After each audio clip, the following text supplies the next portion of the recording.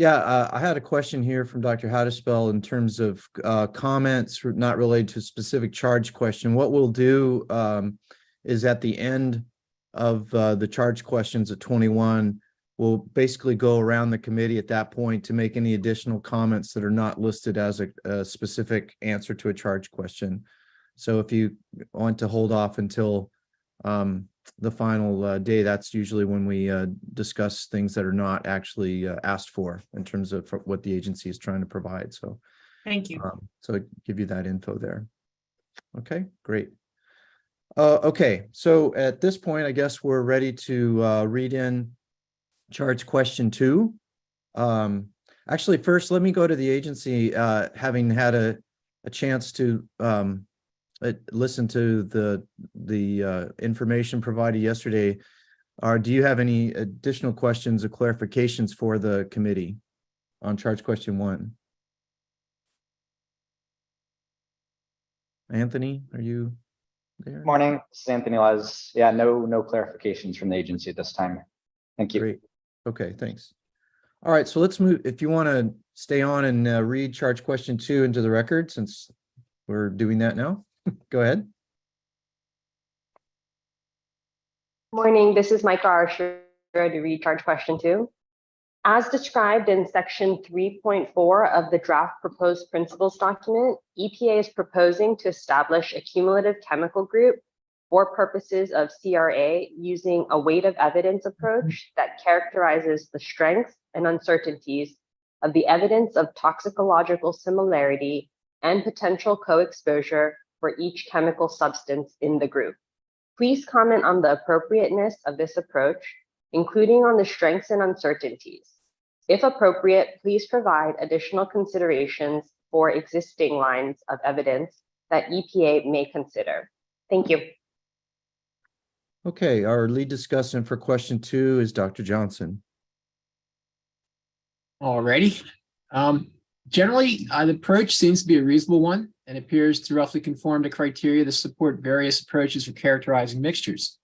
However, whenever assumptions are used, there are inherent uncertainties. Some include variation in response between phthalates and animal models, differences in response between strains, and uncertainty regarding the relevance of these responses in animals to humans.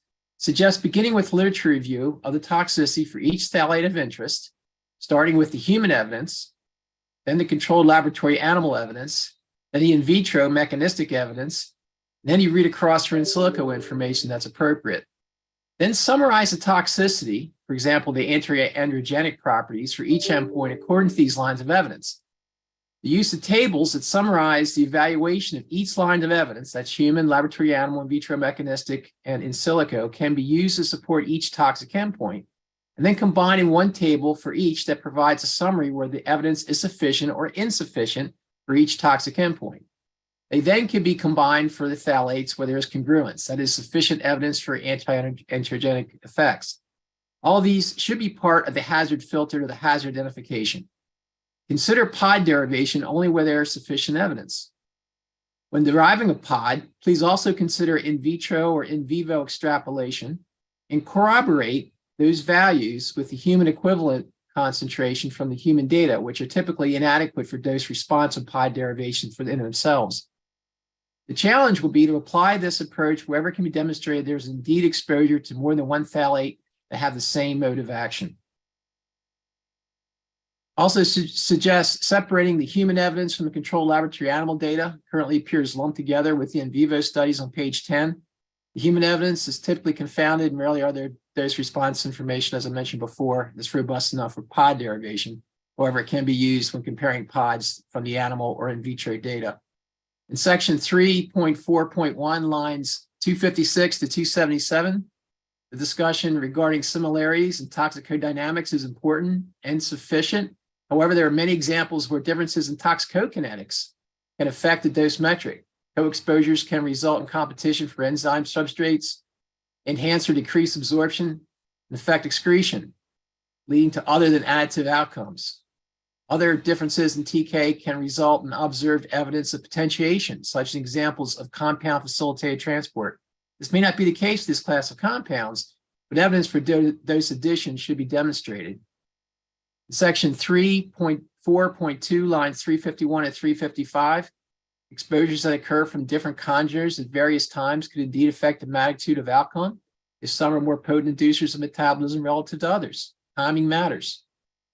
And in general, I thought the word apical that is used to denote adverse effects or key outcome. I realize this is very familiar in the AOP literature, and I know what it means. It's commonplace, but there's others that may not be familiar with the term.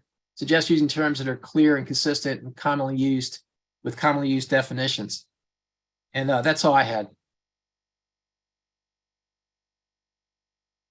Okay, thanks. Our first associate discussant is Dr. Prisbilla. No further comments. Okay. Our next is Dr. Wyckoff. Hi, yes. Okay.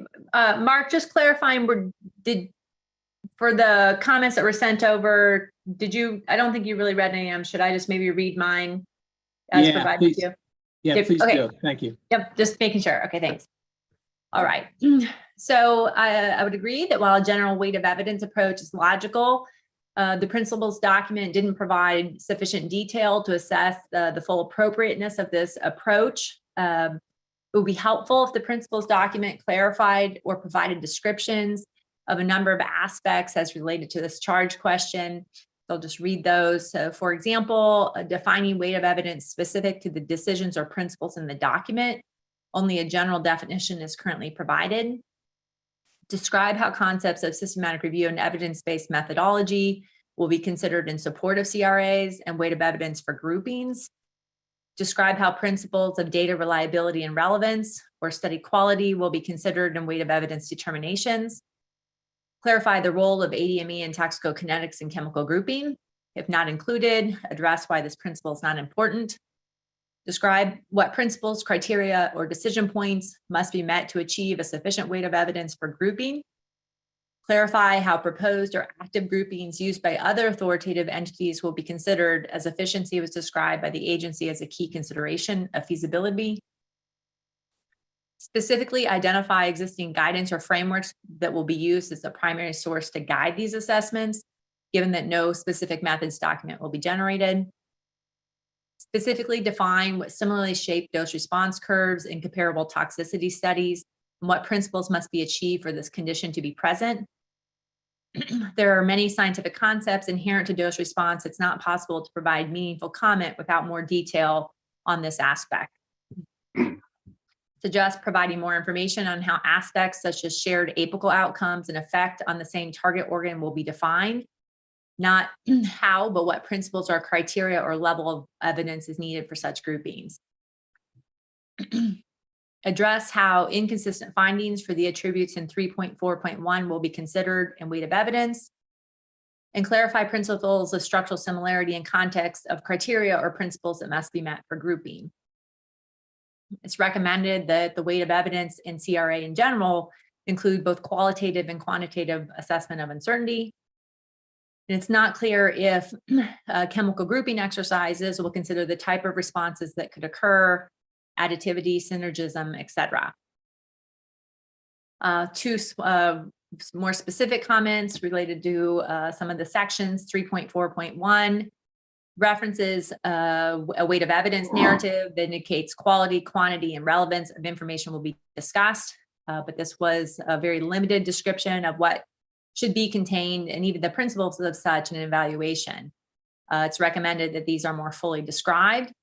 This section also describes data sources, but not describe how these data will be identified, appraised, or integrated in a weight of evidence. Similarly, on section 3.4.2, this section describes that chemical substances are assessed for risk under COUs. However, EPA comments during the public session yesterday indicated this may not always be the case. So the relationship between the individual chemical assessments and the CRA is not clear, and it's difficult without more information to provide comprehensive comments on CRA for purposes of TSCA without better understanding this relationship. Also in this section, 3.4.2, it describes data sources, but doesn't describe how these will be identified, appraised, or integrated for the weight of evidence. Thank you. Okay. Thank you. Next on the associate list is Dr. Kwok. Good morning.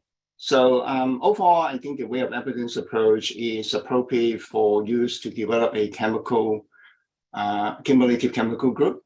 So but there's a certain point, just like Dr. Wilkoff mentioned, there's a certain point need to be clarified.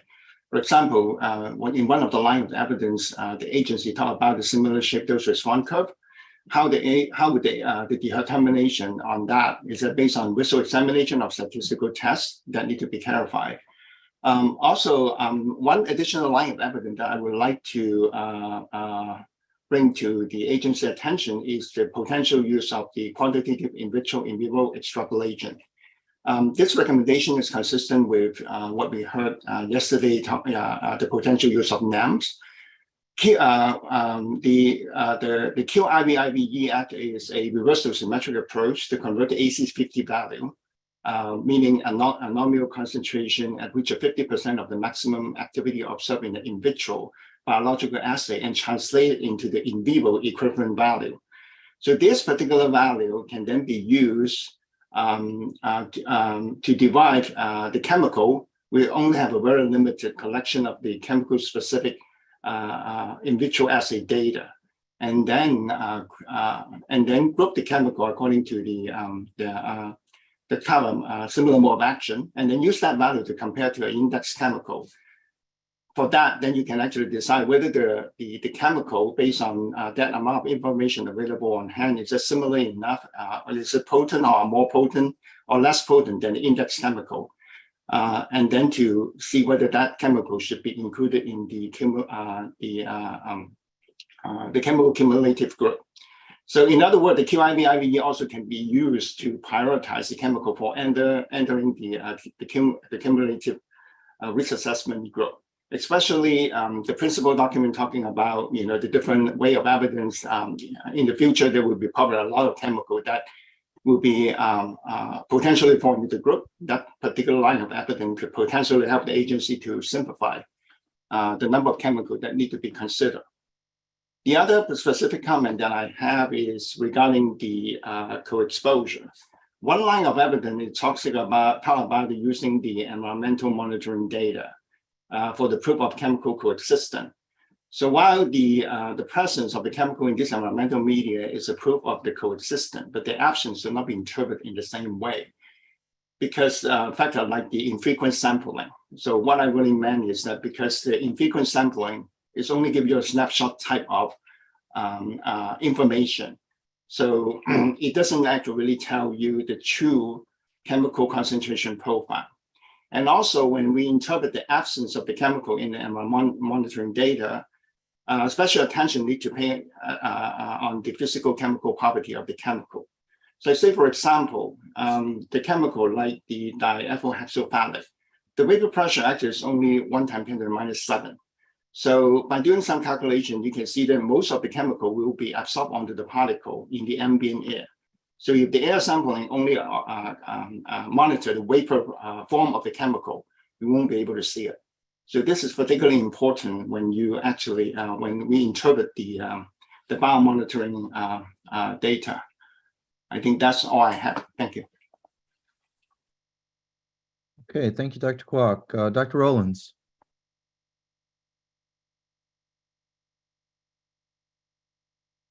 I think you're on mute, Dr. Rowlands.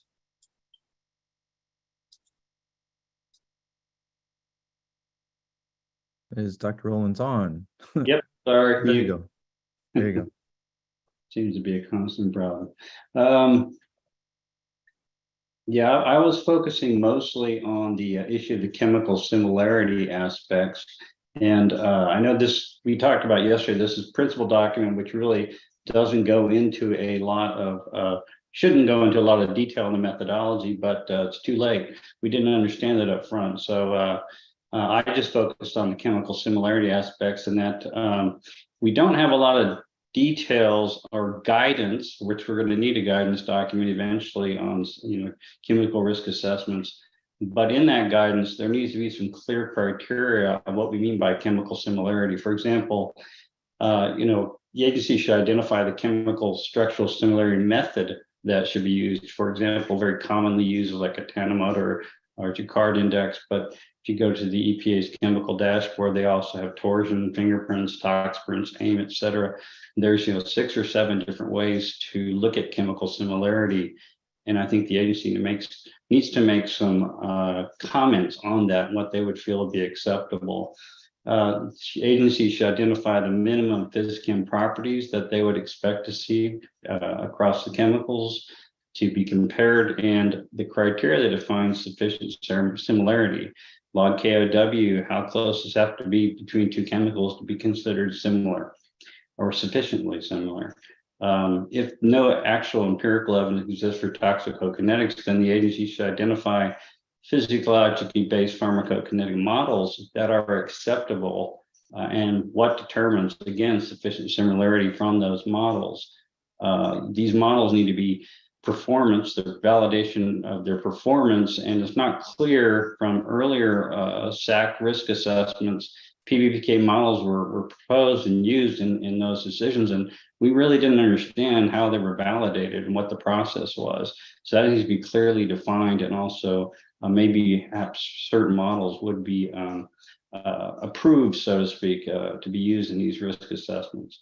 And also the agency, I would also, as a previous point was made, should consider bringing in biological assays for chemicals that don't have a lot of toxicology data in vivo, but look at the in vitro data sets from ToxGas, Tox21 assays, to look at just the biological effects of different chemicals to see if they have similar effects or not. So I think that should all be brought in, clearly defined by the agency as they hopefully will define eventually a guidance document for this. And those are my comments. Okay, thanks. Open it up to other committee members. Anybody else? Dr. Fox? Hi, yes. So this on behalf of 2 of the other committee members. We are concerned that the draft proposed principles and proposed approach for phthalates are too limited and will lead to assessments that underestimate risk. The proposed principles should reflect the broad definition of cumulative risk. This from the EPA's 2003 framework, the combined risks from aggregate exposures to multiple agents or stressors. And the principle should allow for flexibility based on the best available science and data. The draft proposed principles are an important opportunity to advance the practice of cumulative risk and provide concepts to support future work as the science evolves. We encourage EPA to develop its principles and concept of the cumulative chemical group, following the recommendations of the Committee on the Health Risk of Phthalates, so that's the NRC committee, at a minimum to include other anti-androgens. And this is a quote from the NRC report. Accordingly, the cumulative risk assessment of phthalates should consider any chemical that leads to disturbance of androgen action and is thus capable of inducing any of the effects on the development of the male reproductive system that are characteristic of the phthalate exposure. Certain pesticides should be considered for inclusion as indicated by research such as Conley et al. 2021, and we have provided this reference to Dr. Johnson. Thanks. Thanks. Just again, to point to remind everybody that this particular document is not necessarily about phthalates. This particular document is the overview document. So if you have the specific aspects for the phthalates, that might be better served in some of the future questions that are there in terms of the other compounds for that. So anyway, I'll throw that out there. Anyway, Dr. Braun. Joe Braun. I had a concern about the nature of how the biomonitoring data was. It felt a little dismissive towards the biomonitoring data, because I feel like this is the best data we have as evidence of co-exposure to phthalates or any chemical, a set of chemicals that may be included in a cumulative risk assessment, because it's as close to the target tissue as we can get. And we can actually quantify the correlations within people of the different phthalates. And I'm concerned about using things like product formulation data, consumer surveys, et cetera, because I think a lot of that data is going to be absent. And that's going to then lead to underestimation of cumulative risk, or it's going to be poor quality, right? It's going to be, releases above a certain threshold that based on a regulation, or require that someone's actually gone out and done monitoring of air or soil or water, et cetera. So I think biomonitoring data is really important here. And I think assumptions can be made about, proportions of the conditions of use that are TSCA versus non-TSCA can be, modeled or incorporated into that, and possibly provide better estimates of cumulative risk than using these scenario-based approaches. Okay, thanks. Anyone else? Dr. Blystone. Yeah, hi, Sherry Blystone. This will come up later and specifically to the phthalates, but I think the larger question for the principles document is, I don't know that there's sufficient information here to address equivocal data or data that could be interpreted, like that's kind of right on the line. It could be, you could make a case that it could be in or a case that it could be out of the group. So I think that EPA should consider strengthening or building a better framework around that to make that decision of something in or out of the group. Great, thanks. Anyone else? So again, Mark, you have the job of integrating everything. So please, for those that were not assigned this question, please send your comments to Dr. Johnson. And do you have everything you need, Mark, to put this together? Yeah, I think so. Thanks. Okay. Again, just let me remind the committee that by not voicing anything means that is by grounds consensus. So if you do not agree with anything that is said, that needs to be on the record at some point so that we can provide whether or not there's a consensus response or not for each charge question that we go through. So, okay, with that, I'll go to Anthony. Do you have any questions or clarifications regarding the comments that were made? Hi, this is Anthony. No questions or clarifications. We just like to thank SACC for their response to charge question 2. I think it was adequately answered, in particular with the recommendations for how to clarify the weight of evidence approach for tox similarity and co-exposure considerations for the principles document, which is the chemical agnostic first high-level document. Great. Thank you. I love that term, chemical agnostics, the old the AOP term that comes out all the time. But all right, with that, let's go ahead and move on to charge question 3. So we can get that up and read into the record.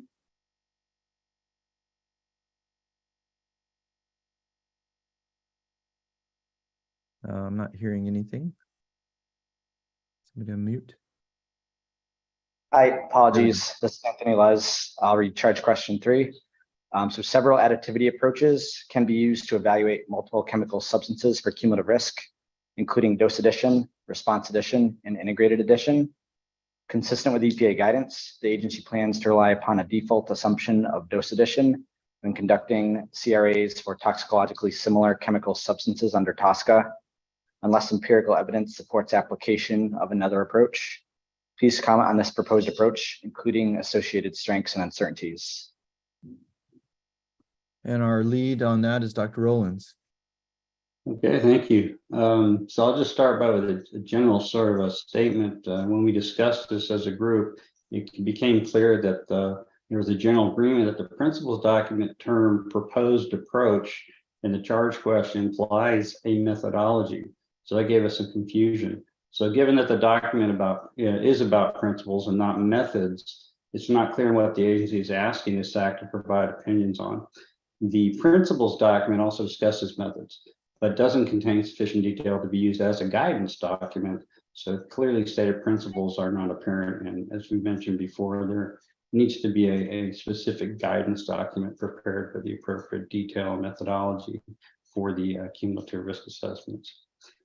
So using dose addition rather than response addition is supported by the literature and consistent with an extensive literature on anti-androgens that indicates that even at low doses for chemicals with different molecular initiating events, dose addition provides an accurate prediction of outcomes.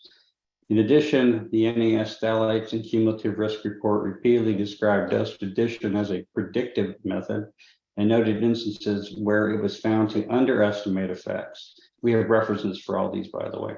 Taken together, there is insufficient evidence or science to support the statement that the proposed approach is conservative.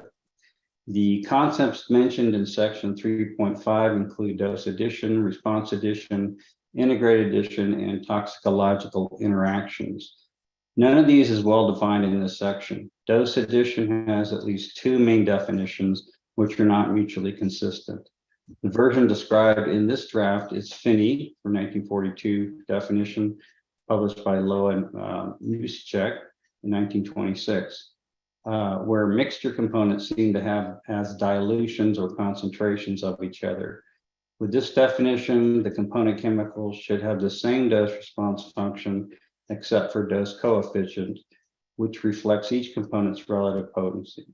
The applicability of the corresponding dose additive function is to the full dose range or response range of interest.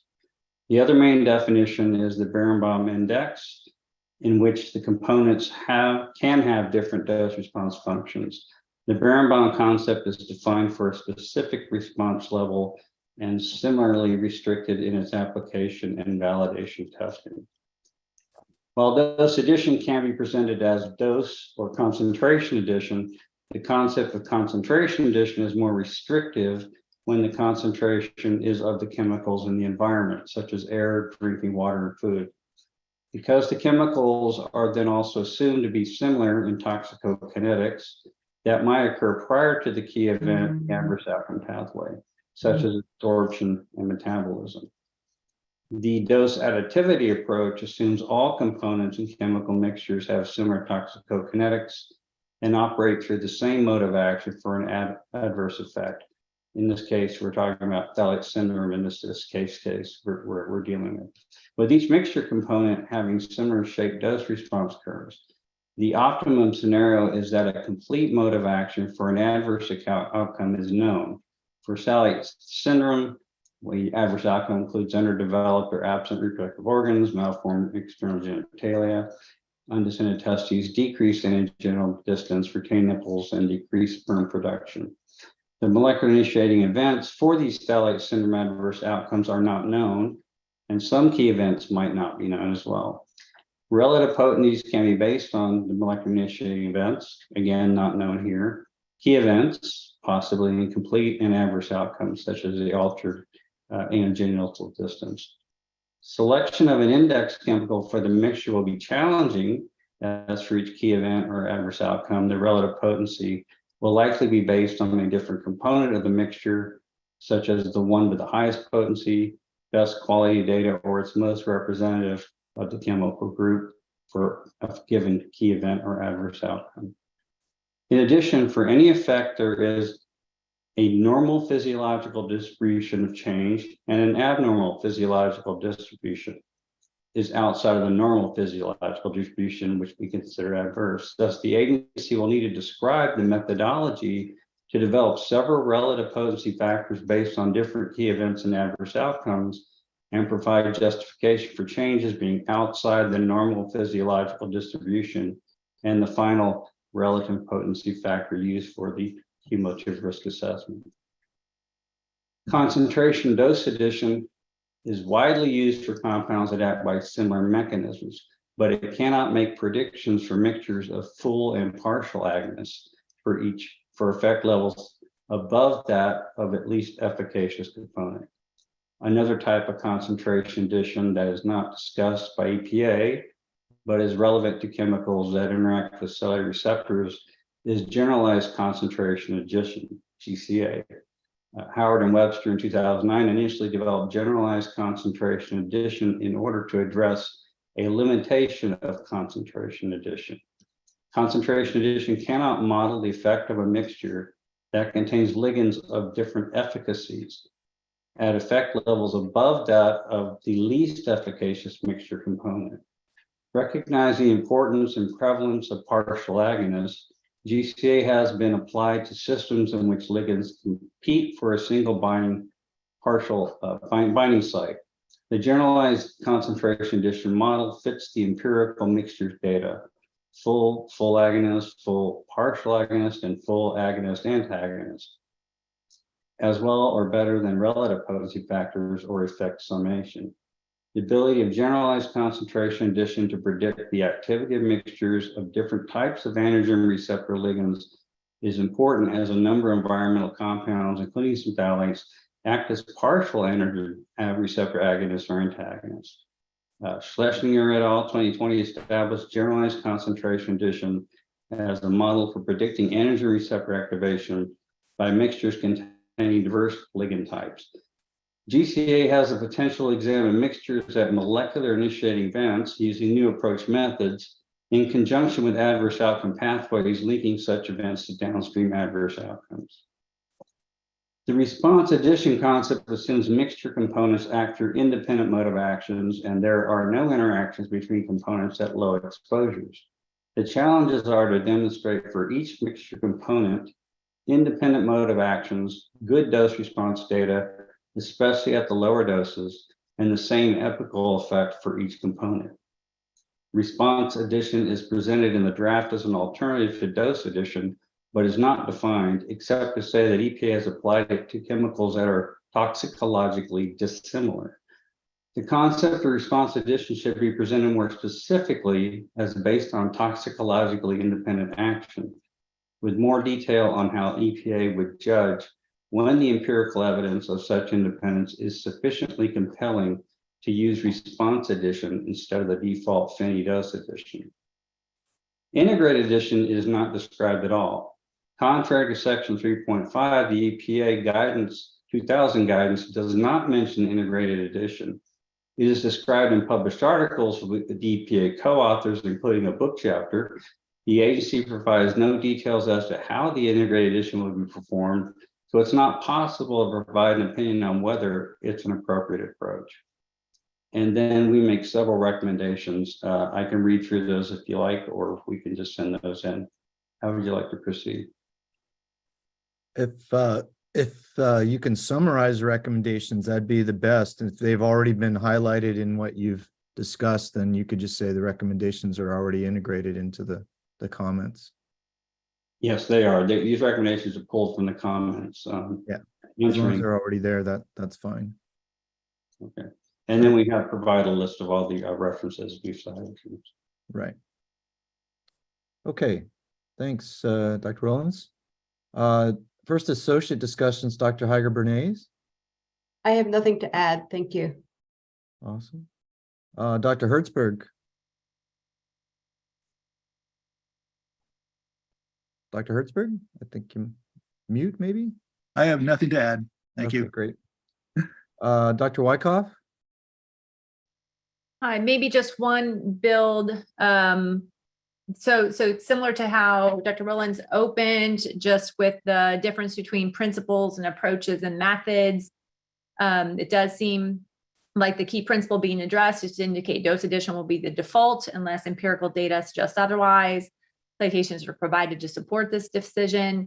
Comments I had much more to do with methodology used to determine when the appropriateness of dose addition, what those were when reviewing empirical data, and how decisions will be made to use the default or deviate from the default, as well as how metrics and approaches will be assessed and selected. These seem like important principles, but may also be considered methodologies, and if the latter, outside the scope of the review. And if so, it's recommended that citations to guidance that will be used to determine if the default or if other methods should be used should be included in the principles document. Thanks. Okay, thanks. And Dr. Braun. Yeah, the one thing I would add is that there are a number of approaches now available using biostatistical methods to evaluate the impact of chemical mixtures on health endpoints. Some of these have actually been used on phthalate data. I'm not aware of any for the endpoints in question here, but many of these do operate under an additivity assumption. I'm not sure how this translates mathematically into dose addition or some of these other mathematical based models or receptor based models. But there is a large push in the field of epidemiology and biostatistics to use more advanced statistical models to quantify the effects of mixtures and characterize the relative contribution of different components of the mixture to that total effect. So that's absent from here, and this has been there's been a big push to develop these methods and utilize them. So I would encourage this document to incorporate some of that new methodological developments and think about how that might be used, because this would be a way to bring in some of the epidemiological data that's evaluated, at least in the case of the phthalate risk assessment, has looked at multiple phthalates in relationship to anogenital distance. It may be possible to apply those methods to those data. Great, thank you. All right, so open up for other committee members. Dr. Reif? So I just wanted to emphasize, I think, the point that Dr. Braun brought up about methods, and because there seemed to be, from multiple commenters, some want for clarification between methodological recommendations versus the philosophy of it. I think the appropriate place to put that would be to make sure we reference some of the new methods that could fall under what would be considered dose addition, but not using the standard statistical approaches like frequentist approaches, but there's many new Bayesian methods. And so I just want that on the record so that we include those, and I can make myself responsible for collecting some of those references to add. Great, thank you. Yeah, I think it's you're referencing maybe some of the machine learning or AI type of approaches. Am I wrong? Yeah. Partly, I was going to stop short of anything considered maybe generative, because we're being very strict with data and data sources here. So I was going to restrict it to perhaps the ones that are using prior knowledge, where we can define the data corpus for that prior knowledge. Okay. But yeah, that's the AI approaches will be, if this was 6 months from now, we would probably be talking more about it. So I don't know. I guess it's up to the committee whether those would get included here as well. Gotcha. Dr. Payne Sturgis. Yes. Hi, good morning, everybody. I just want to follow up on this discussion about methods. As the agency is considering these recommendations to incorporate some of these newer statistical methods here, I do want to draw attention that I think the agency should also do a better job of discussing existing methods that the agency does use for dose addition. I noted here in that section that the discussion was limited to basically relative potency factor approach. I think the agency should also talk about what is known as the hazard index approach that is actually still being used by the agency. To just be, more comprehensive here about what are the different approaches that the agency could look into for applying dose addition. Okay. Thanks. Anyone else want to jump in?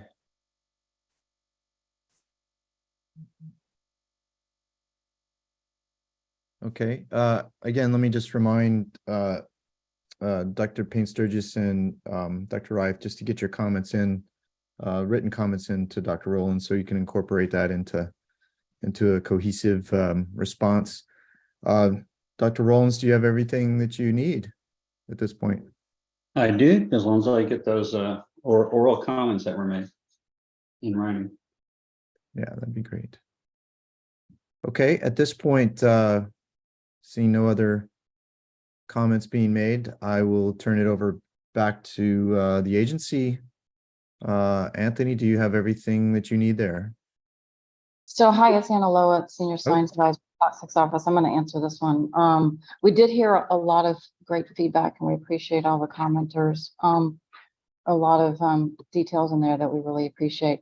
Just a couple of requests. The first one is that, as you noted yesterday, Dr. Schlink, that there's some mixing of the questions, that in some of the responses to the first two, we're hearing a lot about phthalates, and we hope that those responses appear in the later questions relevant to phthalates, and that these first few questions are really more agnostic. Go back to that word again, agnostic to the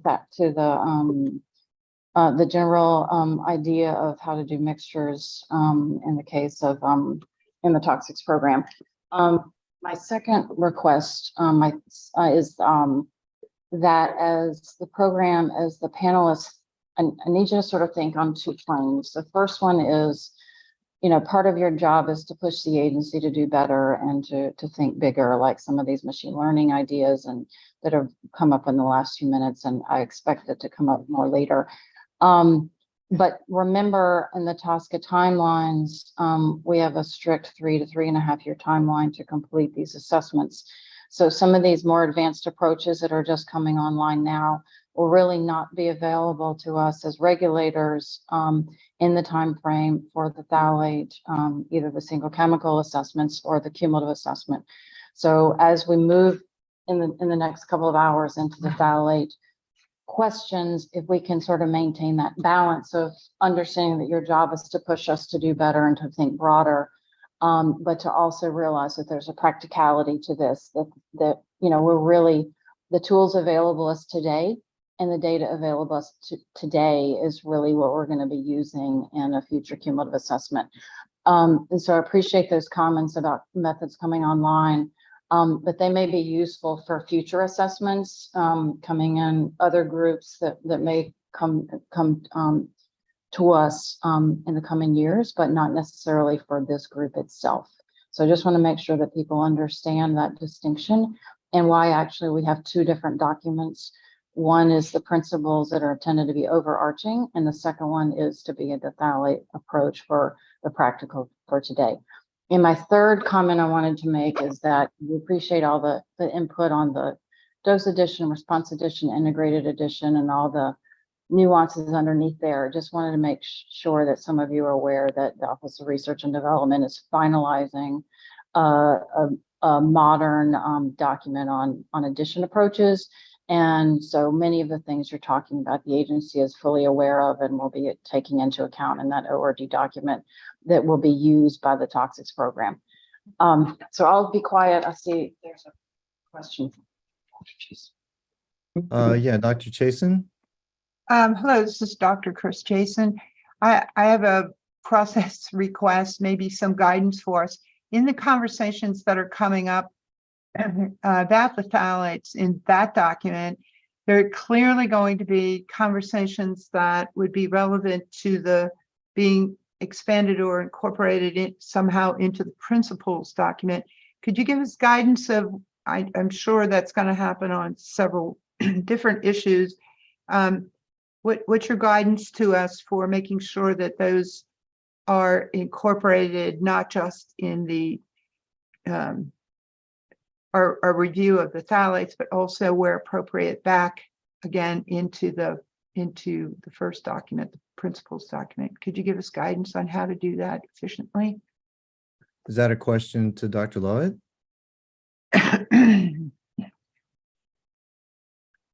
Dr. Chasen, is that a question, Dr. Lovett? I don't know who should get that question. Somebody at EPA.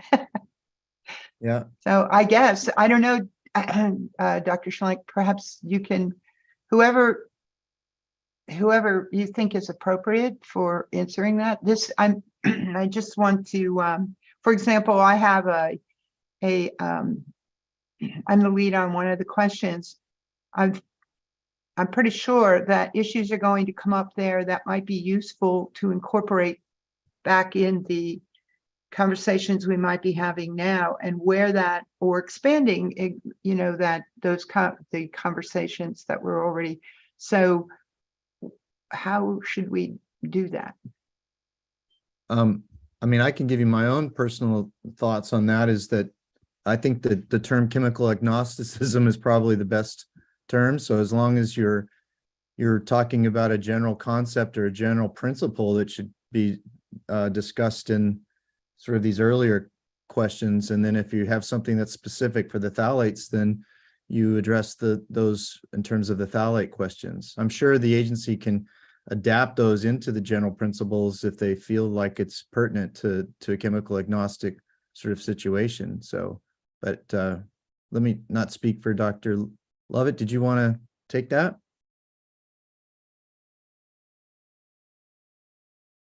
I'm not sure there's a super clear answer, and I appreciate the question. And I think we acknowledge that there's some gray area across the questions, and phthalates are certainly on everyone's mind. So it's hard to a little bit to disentangle all of that. But if we can keep these first few to the agnostic issues, understanding that the later questions may creep, but we also are keenly aware that the science in this space is evolving and evolving rapidly.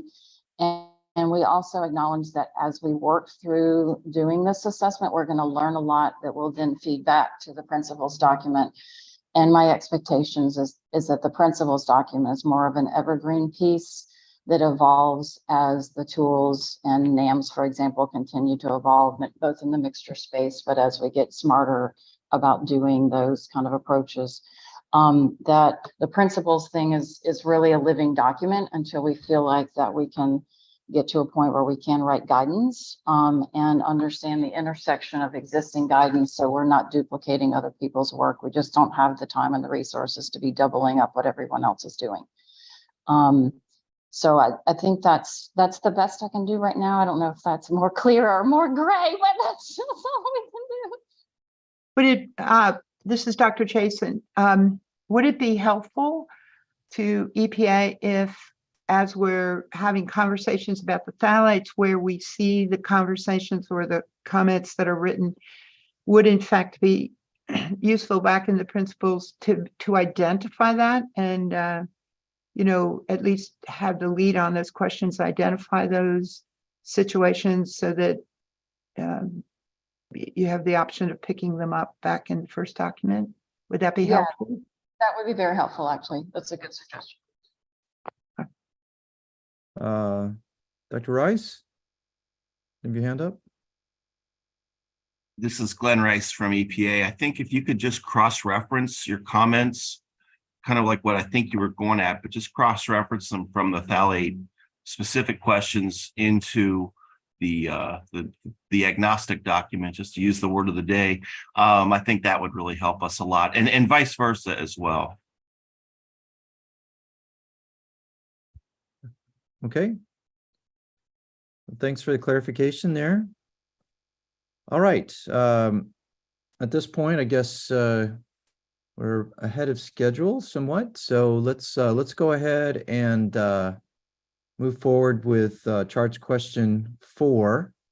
I'm sure we'll probably have quite a bit of input judging from yesterday's comments as well. This is sort of the general catch-all question, it seems like. So if we can have that read into the record. Mike Arashiro here, charge question number 4. Please comment on the overall clarity of EPA's draft proposed principles document, including additional areas that EPA may consider for inclusion. Thank you. And our lead discussant there is Dr. Heiger Bernays. Thank you very much. Yeah, this was, there'll be many comments. Okay. While the document seeks to identify and define principles for CRA and TSCA, it seems that the document is a mix of assumptions, stipulations, approaches to assessment. And I go back to what's been asked by definition, right? Principle is supposed to be comprehensive and fundamental doctrine or assumption. And so in the spirit of this, the principles should be those things that guide the approach to CRA. While this may be a semantic issue, it does serve the purpose of allowing EPA to clearly outline the underlying approach to EPA's work on CRA, namely the regulatory intentions and principles of the 2016 Lautenberg Act that expands the assessments to risk analysis using the best available science.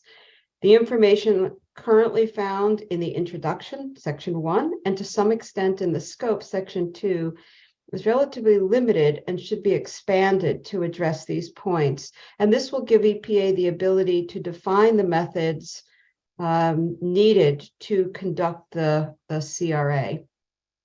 EPA has stated in those wonderful presentations yesterday, thank you very much, that CRA will inform individual chemical risk evaluations. This is not mentioned, but this seems to be a principle and should be expanded. The remainder of the document is really the approach to doing the CRA. And in addition to the comments already stated, for example, in question 1, a few others about the actual principles and the clarity of the principles. It is unclear whether EPA is interested or what the criteria would have to be to not conduct a CRA for any of the other 20 plus chemicals and expanded moving into the future that have a large body of evidence as to exposure and toxicity.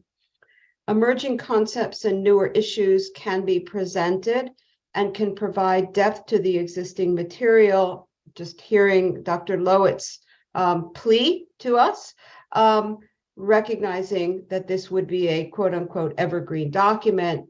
For example, the vast literature that is accumulating on the evidence from epidemiologic studies, which is not discussed sufficiently in the principles document for both exposure and outcome, the biological plausibility arguments that can be made when the human relevant animal model is used, the underlying disease state of the US population and the placement of this work in that context, and in particular pests, the utility of community engaged research and work for defining and informing the approach to exposure assessment, mixtures models that go beyond the principles laid out in the 1980s and 90s by authoritative bodies.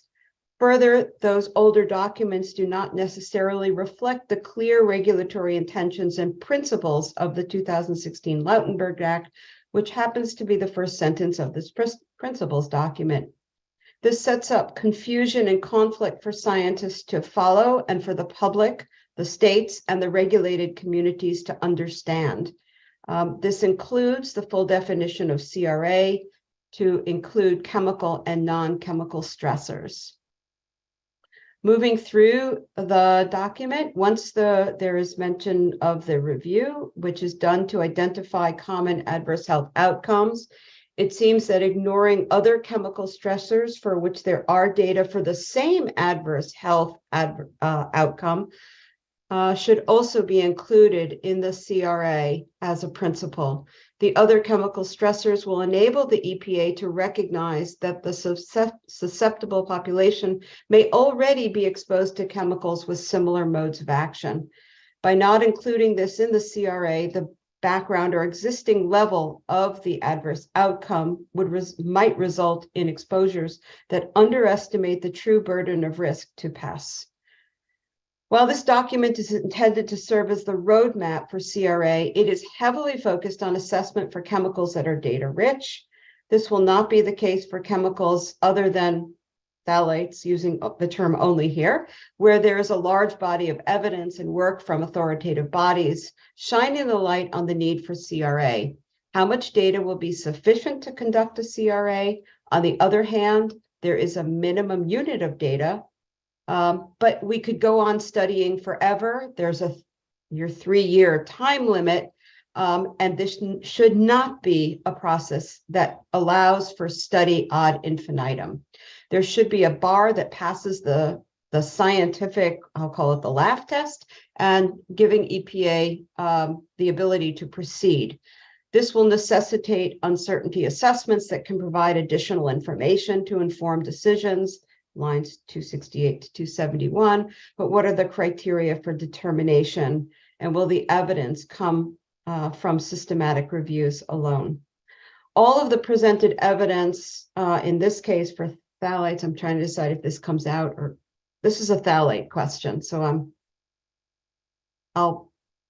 going to keep going, is derived from animal models where dose response data are broadly described, while section 3.4 provides chemical grouping considerations for toxicologic similarity. There is only mention of the examples of data sources, of specific data sources. Will there be a weighting system or priority given to the different toxicodynamic data sources? The process for data and information collection needs to include outreach to users. The document does not yet. It is abundantly clear from published data that people are using, in this case, products that contain multiple phthalates, and that these uses do not explain all known exposures as defined in the principles document. Recommendation includes including at least a section on the use of human data and biomonitoring data, as well as biostatistical methods for for both mixtures and derivation of the point of departures. A section that allows and explains the use of NAMs and other tools for chemicals that are data poor is important. And EPA should apply a more rigorous approach to risk characterization by combining the use of the relative potency factors with improved dose response assessment approaches. For example, the use of margins of exposure and reference doses is not consistent with the evidence that effects are occurring below the reference doses.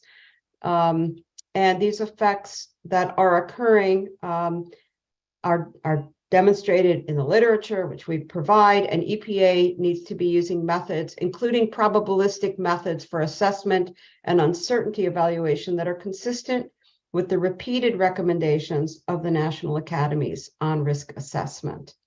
I think, so that I get everybody else's comments, Dr. Schlenk, I'd like to go to the associate discussants now. Okay, that's what we're supposed to do next. So Okay. Dr. Blystone? Yeah, I just have a couple, we've already discussed, and it's been said a few times that, you know, the difference between principles and guidance. So I think a lot of us are wishing for guidance and wishing more of that was in here, but that is what it is. There is potentially an opportunity for EPA to be a little more clear about hierarchical data considerations, so that it's clear what is preferable over others and what would be used preferentially. And there are times when EPA says that something is not considered appropriate, but then indicates that they might consider it. So if there are those situations, there needs to be more transparency on under what conditions that would happen. I did have a question about whether EPA did a systematic review. My reading of this seems to be rely on fairly dated information, and I think that's come up in other comments as well. So, you know, I think it needs to be updated, and if EPA has or plans to do a systematic review to get it to the best available science criteria of TSCA. I did want to call out the discussion on tiered approaches. I think that's awesome. EPA should be doing more of that, not just in cumulative risk, but in any risk evaluations under TSCA. And I think that was it. Thank you. Okay, Dr. Voorhees? Yeah, that captured my comments plus. So no, I don't have anything to add. Great. Dr. Baker? Just a few comments from me. For Appendix A, you know, I think kind of defining exposure assessment and then breaking down the different parts of that: source, media, frequency, duration, pathway, route. Some of those are defined in the appendix, but not all of them are. The other comment I have is when we're talking about the workplace monitoring. section in 3.4.2 as a source of co-exposure data. I suggest including, assessing worker protections that are being used and considering all potential routes of exposures and potential take-home exposures. I don't see much about take-home exposures, or I don't see anything about take-home exposures. And I think that that's an important consideration for this document. And those are my only comments. The others, and also adding synergistic effects to the appendix as well as interactions. Those are my comments.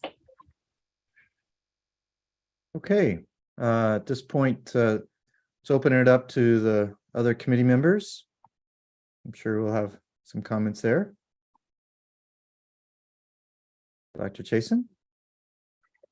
Thank you. This is Dr. Chris Jason. I have several comments that I would like to share, particularly on the scope of the principles document. The process, number one, process is important, and I think this should be the process that EPA sets up to, in fact, do these, I think should be guided by principles. As with all projects, process can eclipse any set of principles, or it can enhance the opportunity for principles to be embodied in the assessment. That may be especially true for difficult projects like CRA, with time limitations, but the need to in fact, collect as much information as possible and use it in the best possible approach. Preparation and publication of a problem and approach statement, much like the proposed approach for the CRA of phthalates, could be a principle and could precipitate information about exposure patterns, potential pest scenarios, data sources, the pros and cons of intended applications of computational tools, etc. Processes which present complicated assessment for comment and addition are much less likely to inspire timely information and collection and access to authorities on key issues, and much more likely to precipitate conflict and assessments which do not represent the best available science and information. In other words, put this outreach in front of the system, much like they've done here with the phthalates. Importantly, the September 2023 ORD publication, lines 595 to 598, established a principle of using a scoping work group at the beginning or assessment projects to maximize the knowledge and approaches available from other EPA offices and affiliates. And while their subject has a cumulative impact, the ORD principles are directly relevant to the cumulative assessment process. The report emphasizes contributions of important authoritative organizations and would improve this principles document. Also, ORD broadens the understanding of scenarios relevant to exposure opportunities and unique scenarios of exposure. Obviously, literature searches are important and must be done. In fact, they should be updated from the dates from the regulatory documents which are employed as the starting points for the CRA. And when regulatory documents or assessments from regulatory authorities are used, EPA should specifically note if and how the document addresses the mandates of the Lautenberg Act, or does it not, and what would be done, what should be done in that case. A second part of the scope that I think needs to be expanded is an intense conversation about data and authoritative use of data, default values and assumptions, and how that would be based in computational methods. At issue for exposure assessment and pest determinations are multiple issues regarding information sources, application of data, what parts of a data distribution would be used, maximums, mediums, the whole array of values, etc. There are many statistical issues here that have been discussed over and over at EPA, and those conversations need to be reflected in this document. There should be principles discussed for itemizing efforts to collect and develop the data over those years, especially for past and exposure profiling. I think that we've heard both from the public and along the way in conversations here, the need to expand for all of these assessments, outreach to authorities and communities that are relevant. This particularly focuses on the policy for how one determines what, in fact, a susceptible or highly exposed population could be. This is an issue that seems to be discussed frequently throughout the documents, both documents, but is somewhat conflated. Susceptibility is a hazard evaluation, I believe, and it is either a different toxicology endpoint for I'm talking about what it is in reference to defining that a pest exists. There are different tox points for some people, or metabolism or uptakes or coexisting health or genetic factors that influence what the difference is between the outcomes for that population versus the general population. The second possibility is that it's the same toxicology endpoint, but it's more sensitive in terms of dose to expression metrics, including the different body weights calculations, obviously. The second side of the Lautenberg is exposure, and that too has two prongs that should be formally assessed. It's having an assessment that says that there is the same exposure profile for a group. However, the result is a greater in magnitude, a greater exposure overall. Or secondly, that there's a completely different profile of exposure because of sources or routes of exposure, duration, conditions of the exposure metrics, et cetera, that could yield overall increased exposures for peoples with those profiles or indicate new opportunities for co-exposures. Next, this document should thoroughly discuss principles about the assessment tools, including the statistics, but I'm talking about the software that will do the calculations, develop, and what is needed perhaps for development and use of such tools. Computational tools are utilized by scientists and their outputs are trusted by regulatory decision makers and health professionals. The operational structures include embedded values for exposure factors, use of distributions of values and algorithms and defaults.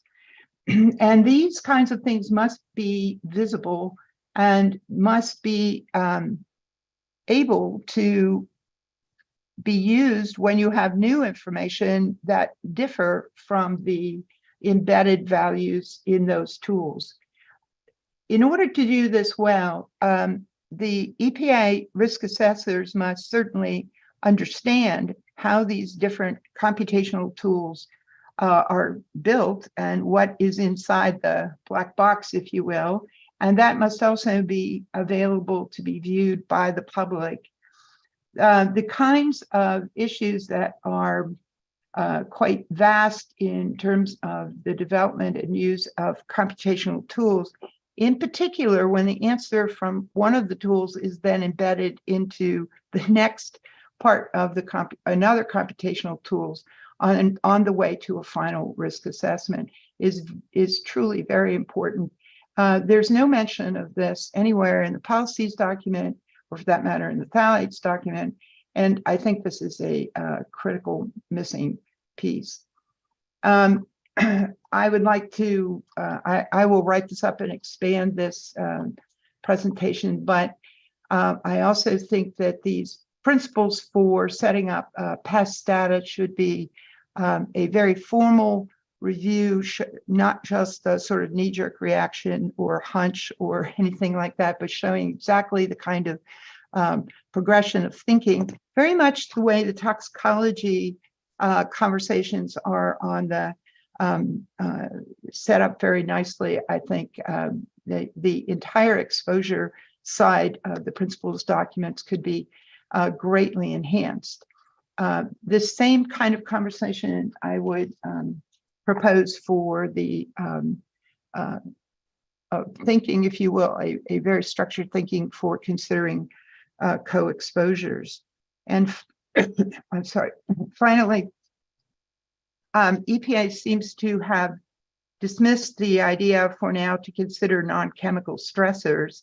There are public comments, and I would say I agree that at a minimum, EPA should acknowledge in the principles documents the conditions or situations where there are non-chemical stressors, even if that can't be quantified at the moment. There might be many different ways to do this. One might be considering the use of safety factors or the use of upper bound values when there is a non-chemical stressor that's known. Another one might be to at least just simply list known non-chemical stressors in a document that may in the future be need to be recognized that because it may influence risk somehow. I would recommend that that kind of notation be included with references. And also to maybe identify possible pest communities, or even to declare that some possibilities of that exist, even if it can't be qualified. Other options may be being discussed at EPA, and I would encourage the team, if doing this principles document, to at least include those kinds of ideas that they have. So finally, I would just like to give a couple of editorial comments. For the glossary of key terms, I would suggest addition of what is pests, what is a fence line community, what are tribal and indigenous communities, that just sort of a basic concept that risk assessment is something that's a function of both hazard metrics and exposure profiling. And finally, some more clear definitions of the difference between impact assessment and cumulative impacts. Thank you for that opportunity. Okay, next in line, I have Dr. Tan. Thank you. Yes, I just also wanted to emphasize some of the comments made by others about including additional chemicals that have similar toxicology and toxicological effects, as well as other stressors. I think it would be really helpful to have that in the principles document. And I also just wanted to mention that I think this will come up as well in the phthalates document, but in general for chemical risk assessments that the agency develops, I'd like to see a broader inclusion of environmental justice communities or overburdened communities beyond fence line communities, because I think there are lots of individuals that are impacted by the chemical classes that will come up, or that are not just in fence line communities. And I think that gets to EPA including incorporating some of the environmental justice index tools along with the biomonitoring and environmental release data that exists. And I know that CHPAC had provided some comments earlier to TSCA on ways to do this, to prioritize chemicals for children. And I think a similar approach could be developed that would be broader and help in the cumulative risk assessment process. I would also like to see more use. I agree with everything Dr. Chasen just said about pests and defining it, and incorporating more race, socioeconomic, and demographic info into how you define what pests is for each particular cumulative risk assessment. And then I'd also like to see some methods incorporated into the principles document that incorporate market shifts to chemicals of equal toxicity and use, so that that may not be originally included in the cumulative risk assessment, to avoid EPA having to go back many years later and redo a cumulative risk assessment. I'd like to see it incorporate this constant substitution of chemicals that are just as toxic, and find a way to address classes of chemicals like that, so that we don't have to keep going back and repeating the same assessment with new chemicals that come along. That's all I have. Thank you. Okay, Dr. Wyckoff. Hi, yes, thank you. So I think Dr. Heiger-Bernays integrated the comments I sent over. The one that I'll follow up on a bit is a recommendation to provide a bit more information as to the principles of the qualitative considerations. So whether it's non-chemical stressors or otherwise, how that qualitative information as a principle would either help advance CRA or be utilized in decision-making on individual assessments. So just being more clear about how qualitative aspects will inform and what inform means from a principle, the CRA conclusions. Thanks. Okay, thanks. Dr. Apte. Hi, I'm trying to get my video on. There it was. Hi, Uday and Apte. I was wanting to comment that in the CRA process, there will be an emphasis on a major effect, generally looks like, and there will be exclusion of some of the minor effects. And the risk assessment will focus on the major effect. And I think EPA needs to have a policy or a process in place, I would say, to elaborate on why they selected the major effect. And I'm going to use the phthalate as an example, but this comment is really chemical agnostic. In case of phthalates, as we see, it's the major effect here is the male reproductive system effects. And if you look at the literature, there are a lot of liver effects that are known. And there is a comment in the process saying we are not going to focus on it, but I think it's important that that is justified, and a clear process of why they were excluded should be a part of the principles document, as this is the process how we will exclude the minor effects, and this is how we will focus on the major effects. That way, when people go back and look at it, there is a clear understanding why certain effects were just not considered for this cumulative risk assessment process. I'm sure in the individual chemical assessments, this will not be an issue, because certain chemicals might be more toxic to a particular organ than others. So that's what I wanted to bring up. Thank you. Okay, thanks. Dr. Blystone. Yeah, hi, I'm back. Just wanted to state for the record that given state of the science and as EPA has said, their timelines for doing these, that inclusion of non-chemical stressors or some of the other more inclusive ideas that are awesome and great, but maybe are before their time. So if you're going to include that in a principles document, it's more in a potential way and not a definitive, we will do that.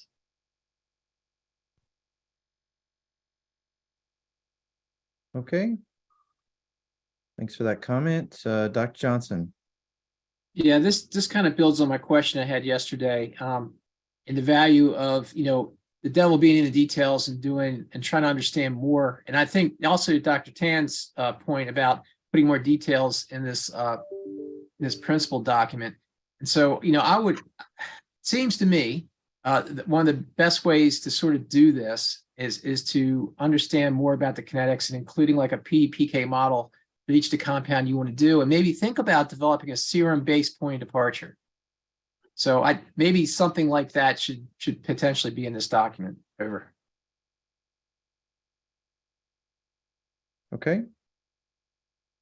And Dr. Jason. Thank you. This is Chris Jason. I think Dr. Blystone's comments are really important to consider. The principles document has an opportunity to, if you will, summarize the key issues that can in the future be really important to risk assessment, and to discuss as a matter of principle what kind of, if you will, guardrails should be set up for directly using it. However, the document hopefully will be sort of an incentive for people to focus on providing that kind of information or data or whatever it's going to take. And it can set the path, if you will, for showing what sort of the state of the art and where EPA would like to go with this. So you really can't do that when you're speaking about a particular chemical, but this is a document which can talk about these issues and set up the, if you will, make a case for the kind of information that would be used, possibilities, even, as I said, listing possibilities for people to explore in the future.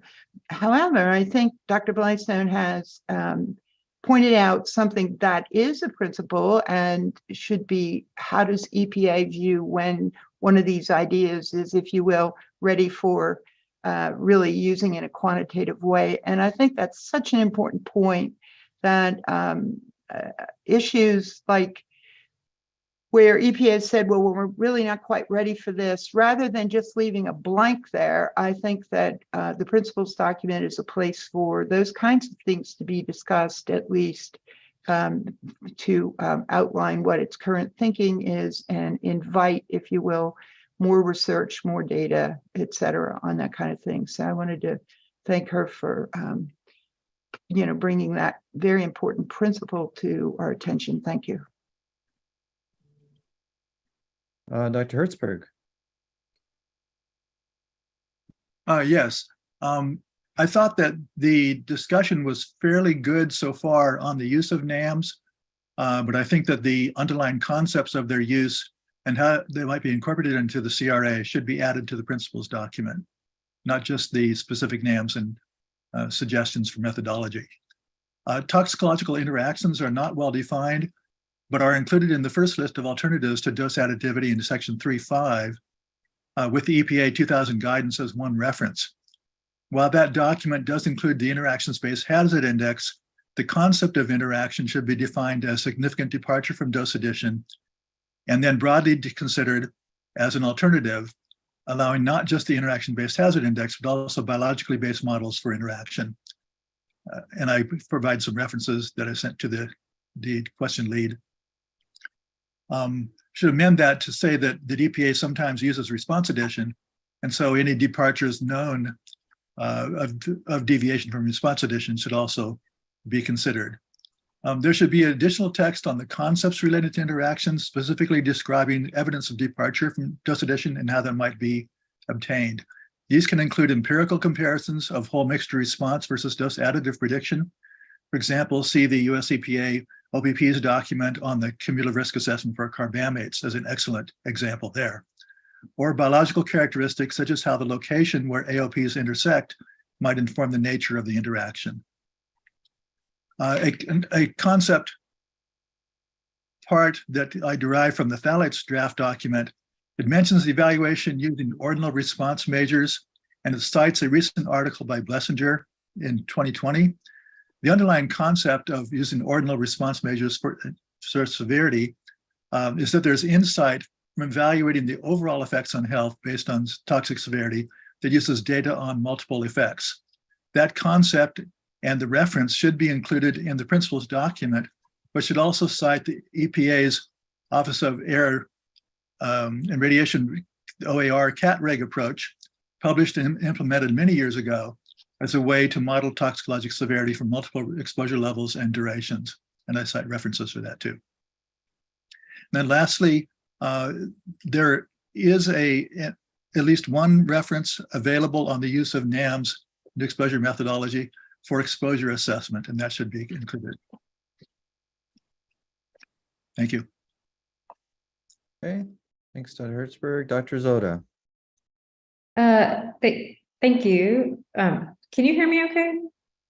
Okay, yeah, so I'll keep my comments brief. I want to both say I agree with comments previously made and just want to expand on comments made by Dr. Tan and others that in this guidance document, I think the role of environmental justice needs to be expanded upon, and how this guidance document on cumulative risk assessment aligns with both the Justice 40 initiative as well as the agency's renewed enhanced commitment to environmental justice, because it could really be a tool that responds to environmental injustices. And related to that, specifically with respect to the definition of pests, I think this idea that pests is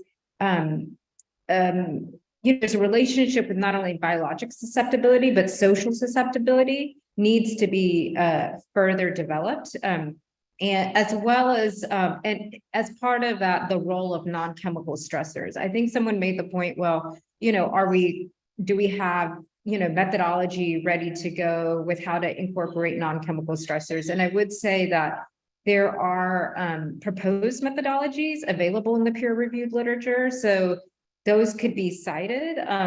But even if there isn't a one agreed upon methodology, it seems like this guidance document is the place to acknowledge that social susceptibility and non-chemical stressors are important, and that there are some proposed approaches, and and maybe there needs to be further refinement and consensus building on these approaches. Thank you.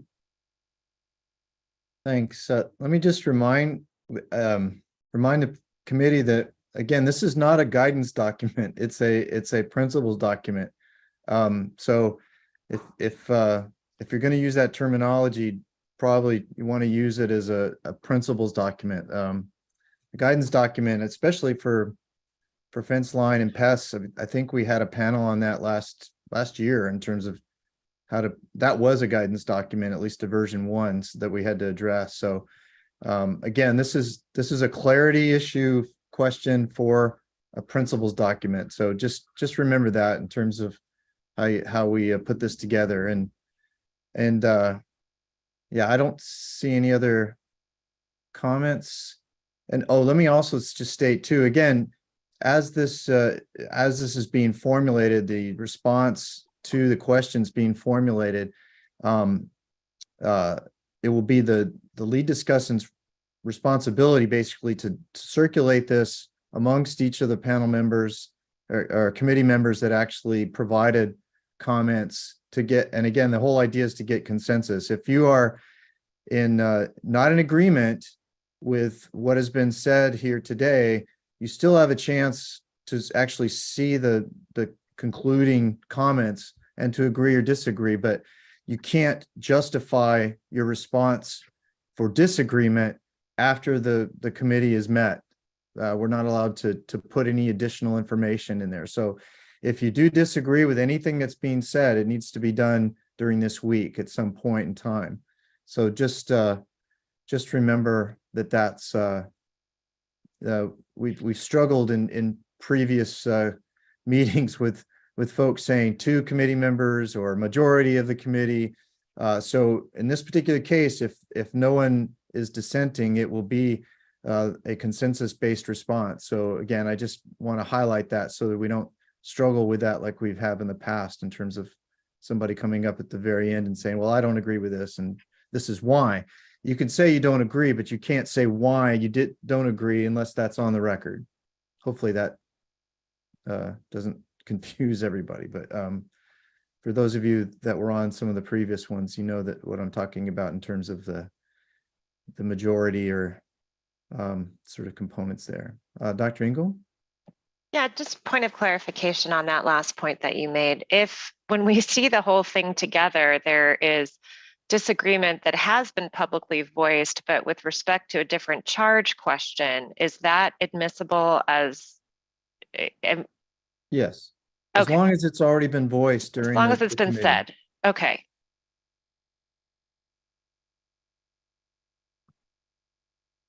Okay. We are long overdue for a break. Oh, wait. So many great comments. Please get your comments to me so I can compile them. Thank you. Oh, it's Wendy Heiger Bernays. Sorry.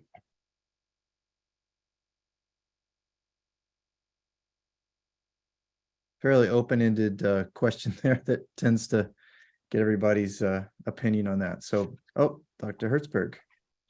Yes, and so when will these charge question summaries be available to, and will they be sent to the entire panel, including myself? I think Ala will actually put together a agenda for that in terms of when we should have everything done.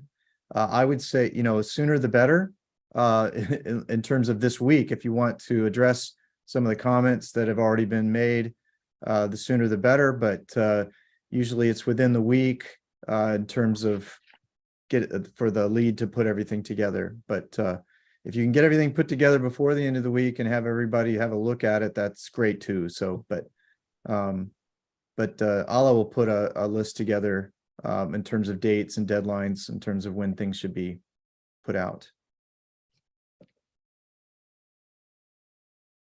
Okay.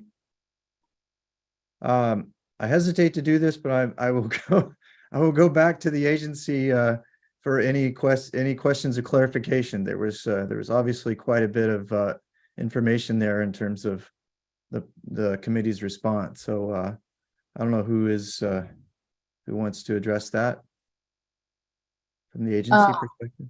Hi, Yeah. Anna Lowett, Senior Science Advisor.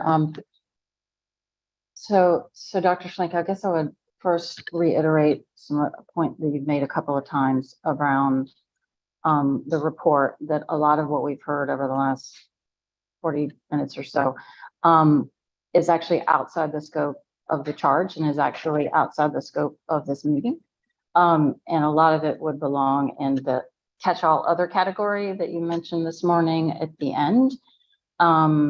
So I would just make sure as the members start putting the report together that these things that you've said, they're very valuable. They're maybe outside the scope of what we're doing this week. We don't want to lose them, but they don't belong mixed up with the charge questions. And that just confuses the agency and the public when the reports look sort of blended up like that. I guess the other thing I would sort of ask again is that although it's helpful for the panelists to push us, as you should, to do more and better, I think it's also important for you to recognize that the agency as a whole is working on environmental justice and cumulative impacts. And what you're seeing with the phthalates and the principles is a small sliver of a very large body of work that the agency is doing. It is a priority of the Biden administration and Michal Friedhoff to implement environmental justice and to advance the science of cumulative impacts, as exampled by the work by ORD recently with the SAB on the cumulative impacts proposals and the uptick in research in that space. But from the programmatic point of view, our job is to implement TSCA. And because we have to implement TSCA in the best available science and the reasonably available sciences, the two catch-alls phrases from the statute, we're really only able to use methods that exist at the time we do our assessments. So as you begin to put your report together, whether it's the principles more agnostic piece, but also the phthalates, we would really ask you to put citations of what those methods are. And not just methods that people are thinking about and proposing, but ones that are ready for prime time that the agency can pick up and use. And particularly in the phthalate space, the extent to which there are data that can help us quantify the extent to which there may be non-chemical stressors that impact phthalates, that's very helpful. It's really not that helpful to ask us to do something that we really don't have the methods and the data to do. because that again is just confusing to the agency, but also to the stakeholders. So if, you know, we just really ask you again to provide those citations where we can do that. I think it's also important to recognize that it is part of our process already. It has been for many years to discuss qualitatively when there are susceptible populations and the extent to which there isn't a biological or exposure understanding of why that is. That's longstanding practice that's that continues today. And so, you know, I don't want the panel or the public to think that we're just ignoring that. And in fact, it's an important part of what we do and required under the statute to identify pests. I guess I would stop there. I'm sure I sort of rattled some cages and got some questions, and I didn't mean to do that, but it's important to make sure we make those points for this report, but also the state of the science moving forward. Thanks. Dr. Chasen? Hi, this is Dr. Chris Chasen. I appreciate the comments by EPA, but I have to admit I'm confused again, because the conversation about that was all about methods, established methods. And I thought we're going back to this. I don't know what we're doing. Do we have a methods paper here or principles paper, like you said, or these things are getting conflated, and so it's really difficult to know what to include, or the breadth of what I thought a principles document is compared to the much more limited and established criteria for inclusion of something in something like a methods paper. So when I read the principles document, that was exactly the first wave of commentary that I thought needed to be done, was that coming back to the whole point of what is a methods paper versus what is what can be included in. So, I mean, my plan is to emphatically include the things that I think are principles, with recognition, as Dr. Blystone had done, that some of these are not ready for defined methodologies, but where we see the practices, for lack of a better word, that are implied in the principles document as it stands now, that maybe we could be helpful in broadening the point of view, if you will, of EPA as it approaches these really important issues, particularly for CRA. Thank you. Dr. Rollins. Yeah, I probably shouldn't say this, but I've been working on principles in my company for the last 2 years, and it's very difficult to define what a principle is. And I guess the way I see it is, a principle is what you should do, and a method is how you do it, the execution. It's kind of, you know, definitely what we believe should be done is the principle. This is what we believe, you need to do this, and then a separate document guidance. This is how it should be done with all the details. I hope that helps, because I know it's not an easy thing. If you look up the definition of a principle, you'll come up with a lot of different definitions. So I actually took out of my comments what I thought the agencies should do is define what they mean by a principle. And it's not an easy thing to do, but I have struggled with it separately from my own work. And I think the easiest way to think about it is, you know, these are the things that need to be done. And then a separate document, the guidance that eventually be written is, this is how you do those things. So I don't know if that helps, but I just wanted to share that with you. Okay. Yeah, I think this always happens. It's happened in the past when you sort of have a somewhat open question in terms of clarity, when at least the term clarity tends to be a catch-all for everything there. So if you can adapt, I guess, the specifics for the charge questions 1 through 3, please send that information to the leads. I think those were fairly discreet. And again, I think that's why we had the meeting last week, was to try to avoid this confusion that seems to be recurring over and over again. So again, just be thoughtful of what the agency really is asking us to provide here in terms of the different questions that are there. And again, I think having the term clarity tends to get folks somewhat open-ended in terms of their responses. So I was kind of afraid of that when we went through the questions initially. So, but with that, Dr. Hager-Bernays, good luck to you in terms of putting all this together.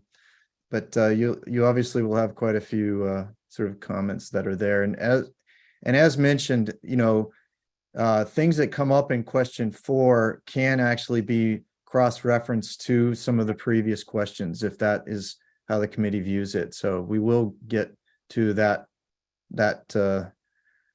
sort of objective at some point later on. We've got 90 days, so to try to put those things in a little more flowing sort of manner there. Okay, with that, yeah, we're long overdue for a break here. So let's rather than break for lunch, let's see if we can get another question in before that. So let's take a break till the top of the hour. That would be noon at this juncture. I think we can probably get through 5 in about 30 minutes, I hope. So let's do that.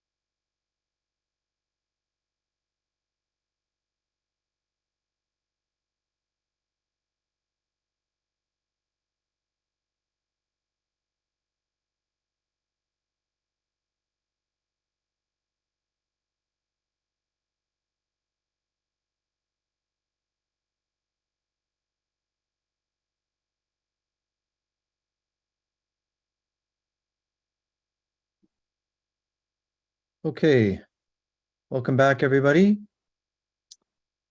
At this point, I think it's pertinent. We can go ahead and move forward with question 5. So if we can get that put up and read into the record.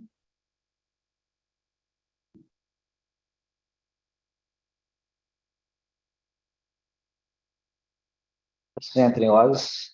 So charge question 5. As described in section 1.1, EPA has identified evaluations conducted by multiple other regulatory agencies and authoritative bodies, including US CPSC, Health Canada, Australian ICNAS, and the European Food Safety Authority. Please identify any additional notable phthalate CRAs that the panel is aware of and that may inform EPA's proposed approach. Okay, the lead for question 5 is Dr. Hadashell.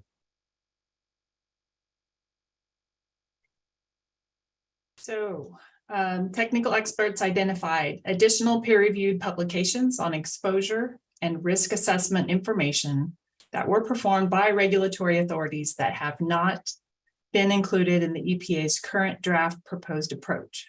For example, the European Food Safety Authority, EFSA, has published a series of documents to describe the agency's effort on developing the cumulative risk assessment of phthalates, namely EFSA 2020, 2022, and 2022 A and B. They are going to be included in the final report.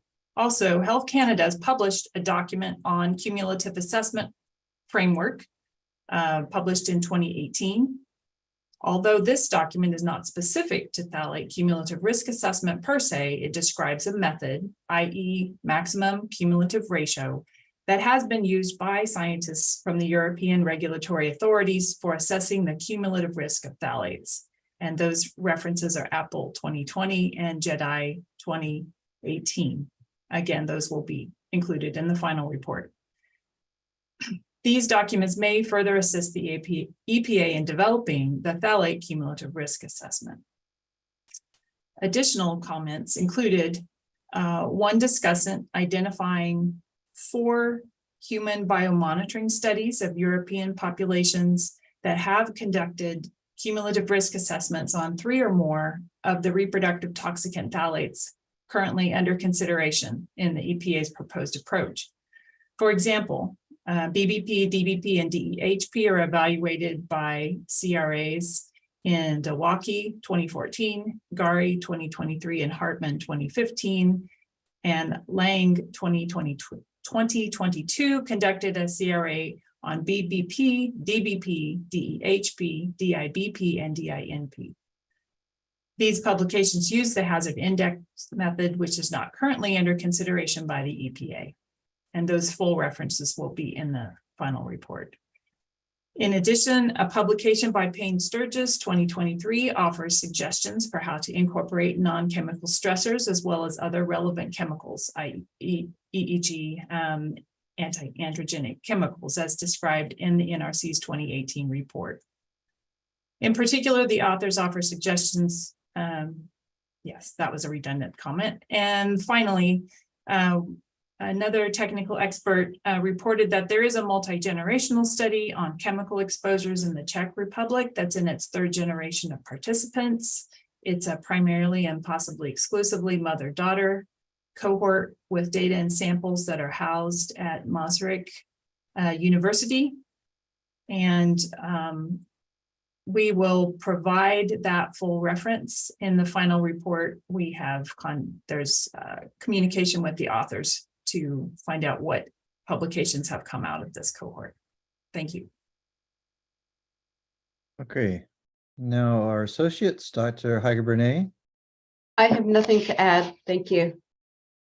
and Dr. Mazillian. Nothing to add. Sorry, nothing to add. Thanks. Dr. Kwok I have nothing to add. Thank you. and Dr. Braun. Nothing to add. Okay, open it up to the panel. Dr. Payne Sturgis. Yes, good afternoon, everybody. I just wanted to make everyone aware of a 2020 publication by Kortenkamp and Koch entitled Refined Reference Doses and New Procedures for Phthalate Mixture Risk Assessments focused on male developmental toxicity. And I can send that reference to Dr. Howard Shell. Okay. Any other CRAs that we're missing here?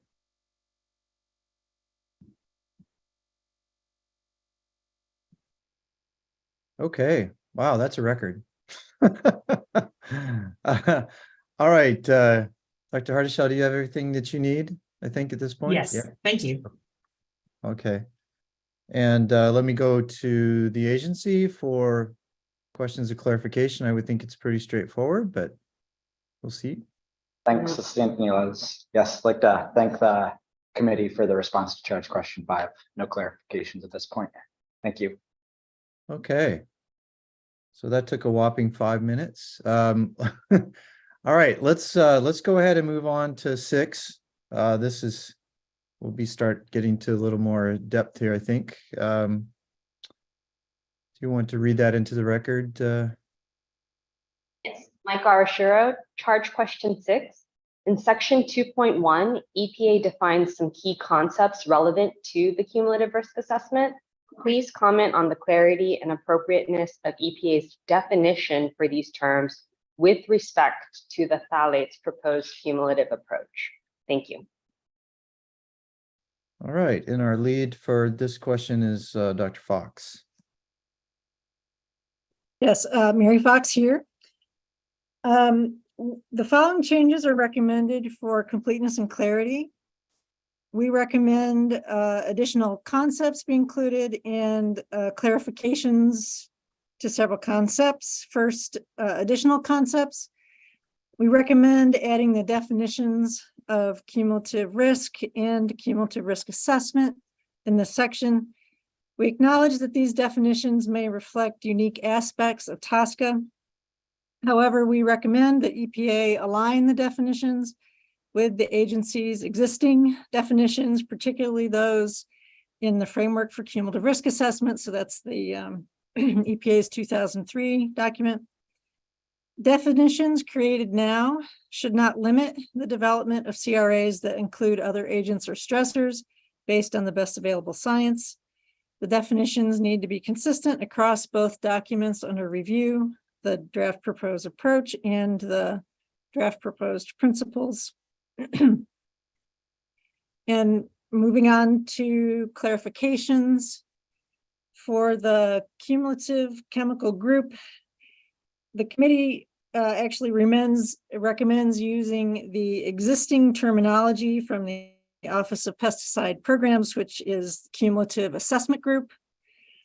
Using cumulative assessment group retains the key concept to define the focus of the assessment and avoids creating a new acronym.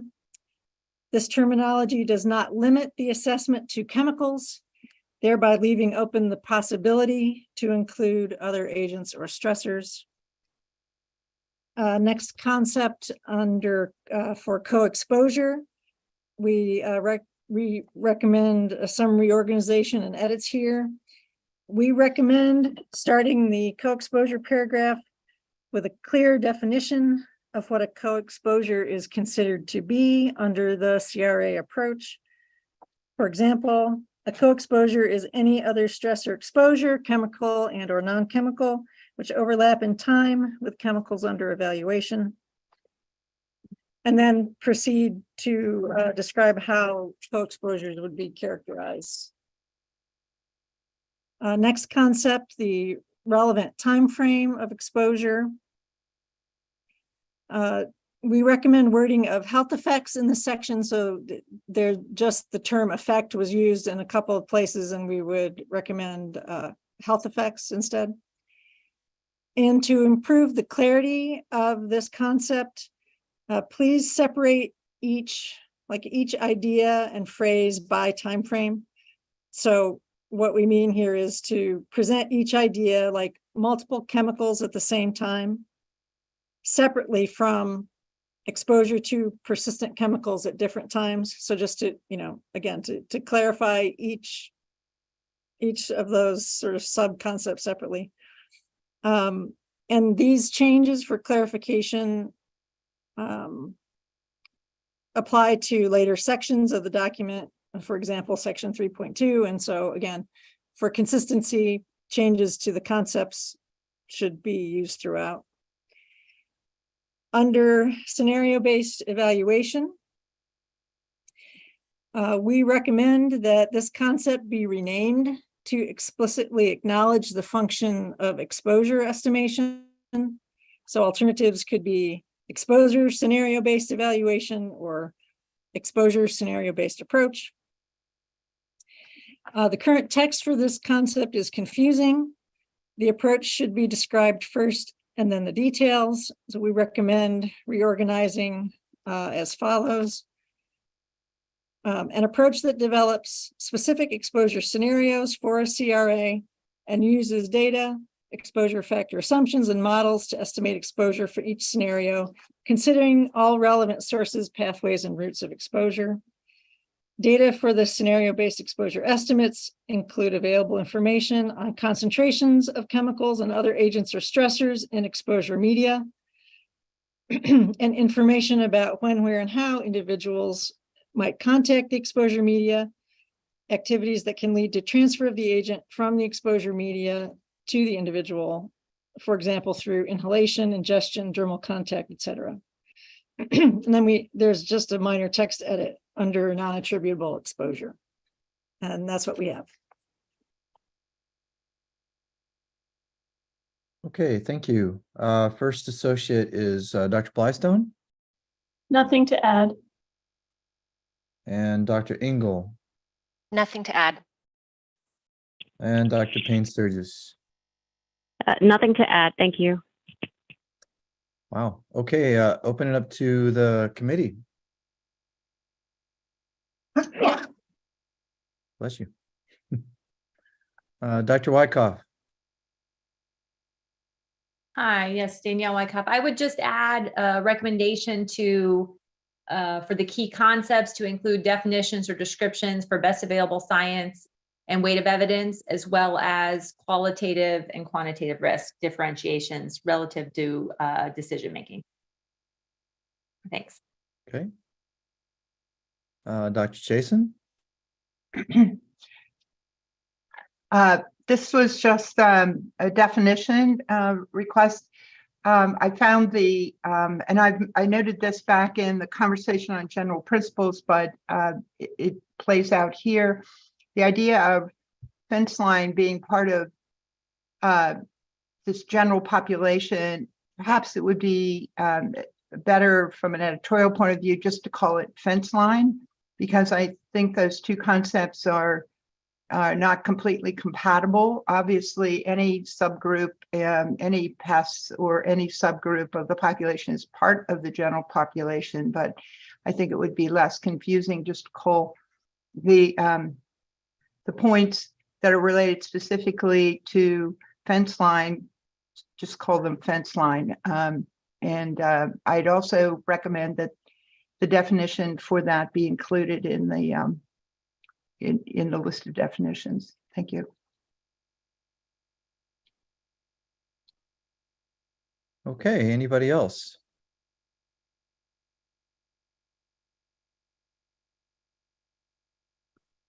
Okay, Dr. Fox, do you have, sounds like we have consensus on at least what's recommended there? Yep. Do you need anything else? No, but I'm going to reach out to Dr. Wyckoff just to make sure I captured the concepts she wants to add. Great. Okay. Well, we're moving along now, so that's good. So try to keep us going a bit. Let me go to the agency. Sorry. Go to the agency to see if there's any questions or clarification. Seems pretty straightforward, but Mike Arshura, no clarifying questions at this time. Thank you, SACC panel, for your input on charge question 6. Thank you. great. All right, so let's move on to 7. And Anthony, you read that in? Thanks. Here. So for charge question 7, so in section 3.1.3, EPA summarizes available data for 7 key outcomes associated with the development of phthalate syndrome for the 5 high priority and 2 manufacturer requested phthalates. Please comment on the key outcomes associated with phthalate syndrome identified by EPA for focusing its phthalate CRA. And our lead on this question is Dr. Prisbilla. Jennifer Prisbilla.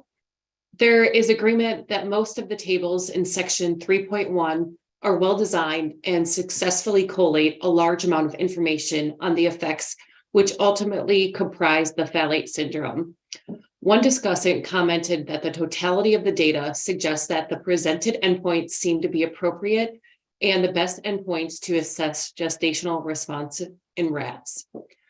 The lack of hormonal effects in mice and the presence of treatment-induced effects in the seminiferous tubules in both rats and mice help separate nicely the hormonal effects from the tubular effects and help shows that at most of the tubular effects are not a consequence of some preceding hormone disruption.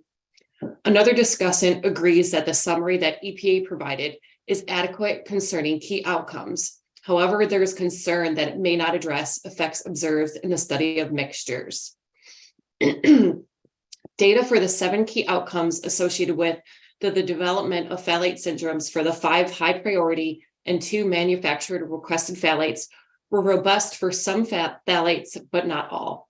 For instance, gestational exposure in rats to DEHP, BPP, DBP, DIBP, and DCHP show a robust association with fetal testicular testosterone production in a dose-dependent manner. However, evidence is less consistent for DINP, and mouse studies showed contrasting results for DBP, DIBP, and DEHP. The evidence for AGD was also more robust for some phthalates over others, with a confidence of evidence for DINP as low, which is on page 58. It is unclear how species response inconsistencies and greater confidence in some phthalates contributing to the outcomes within and between outcomes will be addressed. A meta-analysis for each outcome would be helpful to understand how the weight of evidence for each phthalate on the presented outcomes. A table of how many studies were used to support each key outcome should be included. For example, INSL3 had only 12 studies, while fetal testosterone levels had 38 studies. This will allow to determine weight of evidence. It is unclear how differences in outcome sensitivities will be addressed. Fetal testicular testosterone production has a lower ED50 for most of the phthalates compared to AGD. It is unclear how the differences in sensitivities will be addressed when making a phthalate syndrome diagnosis. 2 references are provided to support this statement, including the NRC 2008 report and a publication by Kortecomp and Couch. The outcomes represent a mixture of gene expression, biomarker measurements, pathology observation, and organ responses, which makes the outcomes difficult to consistently measure in all test species and translate to policy for human health protection. There needs to be additional comments upon the rat versus mouse differences and its relevance to human extrapolation. A new figure showing gestational and postnatal effects together should be included, as the key components of phthalate syndrome seem to be affected at different stages. Multinucleated genocyte formation is less robust than the other outcomes, paired with uncertain mechanisms and variability in how publications report NNG. EPA may want to consider not including this outcome in phthalate syndrome diagnostics. Some other additional comments: liver and neurodevelopmental effects are omitted in CRA. A better explanation of if they were excluded based on sensitivity, dose response, etc. should be provided. Figure 3.3 should include the Sertoli cell effects. In section 3.1.2, which effects could be part of phthalate syndrome but were admitted and why. INSL3 gene expression changes are prominent at lower dose with a threshold of 500 milligrams per kilograms per day, and no effect is seen at high doses. EPA should point this out and comment. For fetal testosterone level drops, calculating an average or median % decrease from control at low AL may be useful.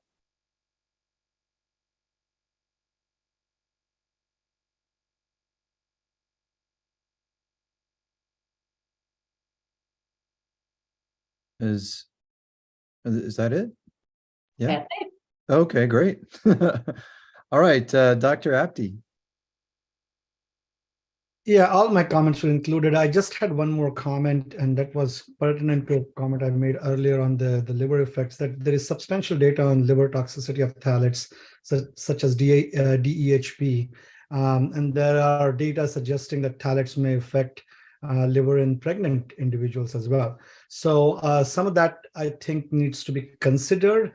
The other part I wonder, and I think needs to be considered, is that with increasing obesity and fatty liver disease incidence in the general population, which is shown to actually affect phthalate toxicity, not only phthalate toxicity in the liver, but maybe in general toxicokinetics of phthalate, metabolism of phthalate, which will ultimately affect male reproductive system development. Those considerations should be made. The data already exists, and I'm going to send a few references to Jennifer here in a minute to include in the actual report. Okay, Dr. Chapin. I have nothing to add. Okay, and Dr. Payne Sturgis. Yes, I originally thought I had nothing to add to that summary, but just listening to the comments just now about liver effects, I wanting to be right on point with what this charge question is asking, but it does seem to raise the question about other effects of the phthalates, and I don't know how EPA is thinking about those.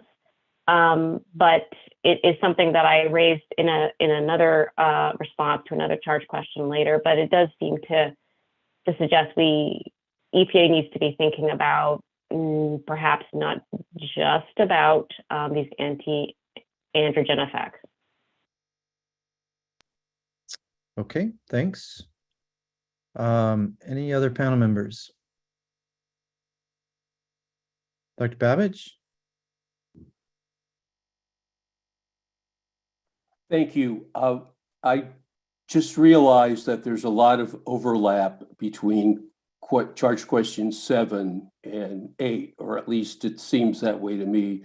I just wanted to raise one point: is of the 7 criteria, well, it includes testosterone levels in sera or testes. However, one other endpoint that EPA might consider is the rate of testosterone production, which is a little bit different outcome, and it may be in some ways more relevant to predicting downstream effects. And I just sent Dr. Prisbala some references on that.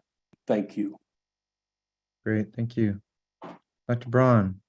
Yeah, Joe Braun. I just want to encourage EPA to also consider other endpoints besides just the phthalate syndrome. And I will send a paper from Welch et al. That was recently published looking at the effect of phthalates on preterm birth in dozens of cohorts in the United States here.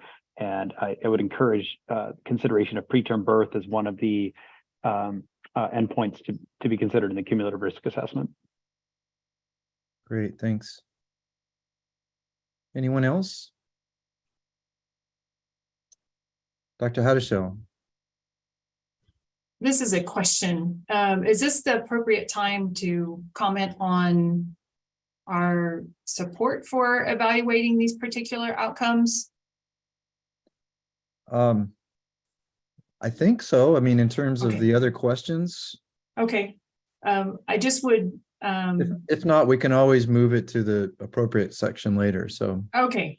Okay. Well, I think I'll just run through comments I had that I was advised by another question that I was addressing that perhaps they were more appropriate for this topic.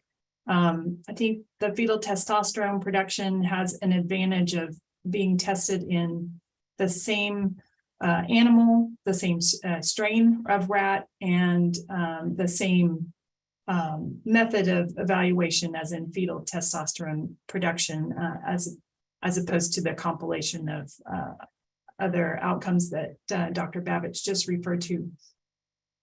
The fetal testicular gene expression of cholesterol transport and steroidogenesis genes is interesting to consider for the cumulative risk assessment. I think the challenge with that data set is that gene expression is very temporally related. So we would need to know, we would need to be aware of what is the pattern of response of those genes, and in combining data sets, we would want to make sure that we're combining appropriate data sets. So there's the potential for quite a bit of variability in that particular endpoints. I think the EPA did correctly identify that AGD is not always normalized by body weight in publications, which can hamper its ability to be incorporated.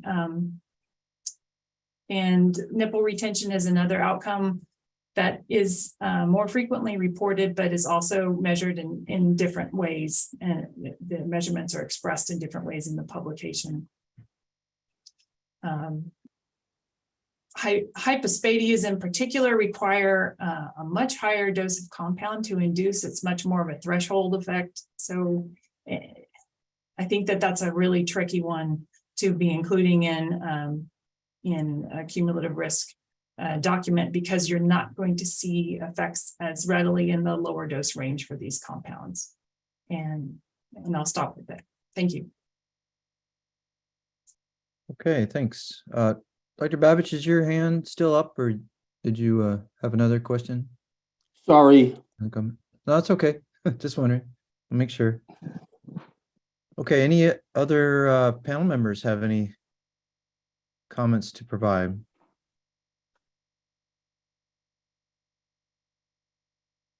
Okay, just again, when writing this up together, when you see one discussant,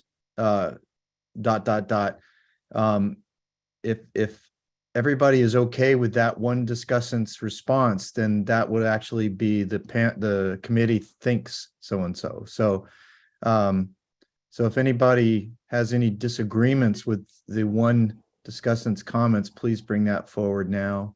If you do, if you're all in agreement, then we can assume consensus at that point. Okay. All right, Dr. Prisbilla, I think you have everything you need to put that together. I do. I just wanted to point out that my email address sent out is incorrect. So I can send the correct one out, and hopefully that will get updated. So if sending me any more material, please use the updated email address. Thank you. Yeah, that could be a problem. Okay, with that, let me go to the agency. Any questions or clarifications regarding what you heard? This is Anthony Luz. I'd like to thank the committee for their response to charge question 7, and no clarifications at this time. Great. Okay, I think at this point, let's go ahead and do a lunch break. I've got 28 past the hour, so let's come back at I guess that's 1:30 Eastern time, right?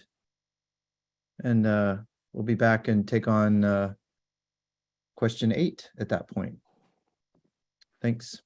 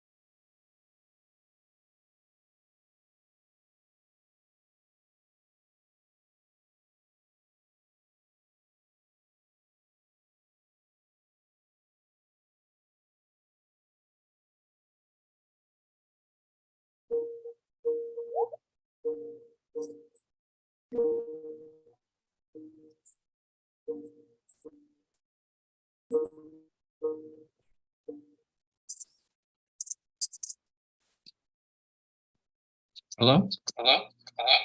Hello, this is Dr. Cobb. This is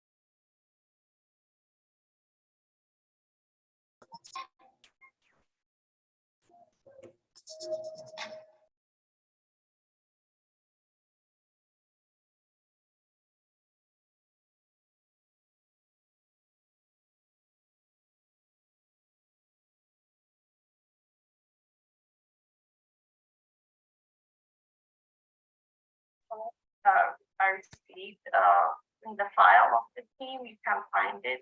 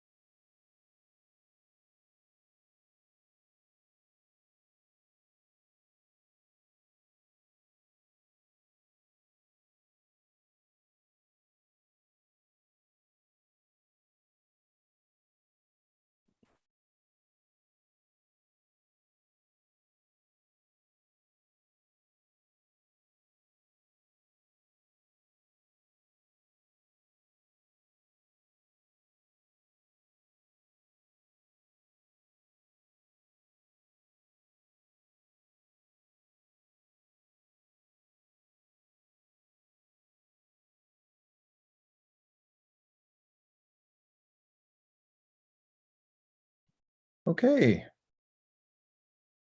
Hope everybody had a nice break. As we move forward here, let me take a roll call to get started. So let's begin again alphabetically with permanent panel, permanent committee members. Dr. Apty, Present. Dr. Baker, Present. Dr. Blystone, Present. Dr. Chasen, Present. Dr. Cobb. Yeah, I don't think he's back yet. Dr. Davies, Present. Dr. Hager-Bernay, Present. Dr. Johnson, I'm here. Dr. Kissel, Here. Dr. Mazurlian, Here. Dr. Prisbilla, Present. Dr. Reif, Present. Dr. Rollins, Dr. Rollins, Dr. Voorhees, Present. and now our ad hoc reviewers, Dr. Babich, Present. Dr. Braun, Present. Dr. Califat, Present. Dr. Chapin, Present. Dr. David, Present. Dr. Engel, Present. Dr. Fox, Present. Dr. Hertzberg, Present. Dr. Hadishell, Present. Dr. Kwok, Present. Dr. Payne Sturgis. Dr. Payne Sturgis. Okay, Dr. Tan, Present. Dr. Wyckoff, Present. Dr. Zoda. Present. Thanks. All right. If we can move forward with charge question 8. Get that up on the screen. Okay. And let's see, who's going to read that in for us? This is Anthony Luz. I'll read in charge question 8. So sections 3.1.6 and 3.1.7 describe EPA's weight of evidence analysis and proposed conclusions regarding toxicologic similarity for the 5 high priority and 2 manufacturer requested phthalates. EPA has preliminarily concluded that DEHP, BBP, DVP, DIBP, DCHP, and DINP, but not DIDP, are toxicologically similar and can induce effects consistent with phthalate syndrome in rats. However, EPA acknowledges that DINP is less potent than the other evaluated phthalates. Please comment on the strengths and uncertainties of this preliminary conclusion. Okay, thank you. Our lead discussant is Dr. Babich. Good afternoon. So in our responses to charge question 8, we may have wandered a little bit into the purview of question 7. So I've already started talking to them about sorting that out. So let me start with the bottom line. There is an extensive database of animal studies to support the conclusions. And we also might add that epidemiological studies to generally support the animal data. We agree that the phthalate syndrome is the best endpoint for a cumulative risk assessment. One of the advantages is the availability of multiple studies on mixtures, including studies at low doses by Conway et al. Now, while there are some data gaps and inconsistencies, the in vivo animal data demonstrate that the set of phthalates, except DIDP, are toxicologically similar. For the most part, the differences in potency among the various phthalates are small. And table 322 summarizes the toxicity data for the phthalate syndrome endpoints. While there are some inconsistencies in the data. There's sufficient evidence that DINP is toxicologically similar to the other active phthalates. DINP is simply less potent, and the one hypothesis is that the reduced potency is due to the fact that DINP is a mixture of isomers with different branching. Sometimes we forget that. We noticed that one public commenter, Dr. Foreman, yesterday disagreed with the conclusion that DINP is similar to the other phthalates, mainly based on the lack of observed frank effects such as hypospadias and cryptorchidism. However, as was discussed just before the break, these downstream effects are relatively rare, regardless of which phthalate you're considering. And so with DINP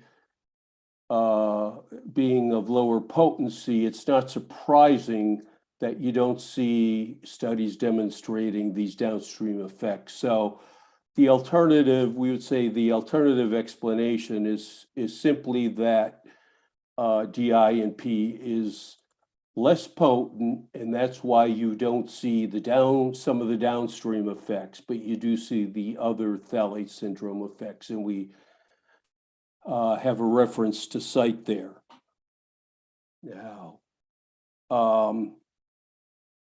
continuing on in section 3.1.6, the modified Bradford Hill criteria are largely satisfied, but we do offer some suggestions regarding how the weight of evidence is evaluated and different ways of organizing the data that are presented in this section. For example, EPA might consider providing separate sections that evaluate the different lines of evidence, human, animal, and so on. We note that, table 3.1 lists ED50 values, and however, that doesn't really give full information on the dose response. We suggest that they maybe change the text a little bit, make some edits, or provide more information in the table, and providing dose response curves or slopes would also be helpful. And in my experience, actually plotting the dose response curve is often informative because it just gives you a nice visual of what's happening. And a number of, team members have brought up the idea that the proposed CRA is only considering phthalates that are either high priority or requested by the manufacturers. And however, we feel that provided that the data are available, exposure data or biomonitoring data, that it doesn't really make any sense not to include other phthalates that contribute to the phthalate syndrome, other active phthalates. And in fact, EPA might also consider including other anti-androgenic compounds. And we also added that as part of the CRA, EPA might consider possible shifts in the market to new or alternative replacements to phthalates. And, we have this issue of unfortunate substitutions. So, if for example, manufacturers shift from one of the phthalates in the CRA to one that's not, thinking it has that it's safe to do so. EPA should keep that in mind. Now, and we have offer several references on that subject as well.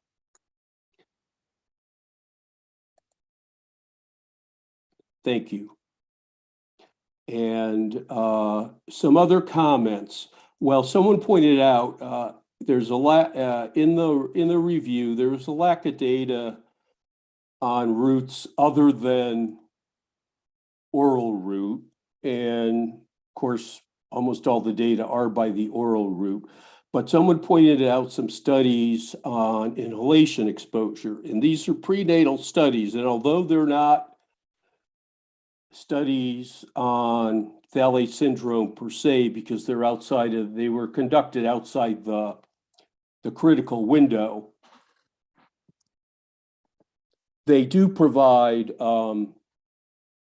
they might be helpful in extrapolating from route to route. So there may be some useful information there. And a number of thought EPA should still consider, I know they talked about it, but still consider looking at another health endpoint in addition to phthalate syndrome, such as liver toxicity, and we list some others, neurodevelopment and the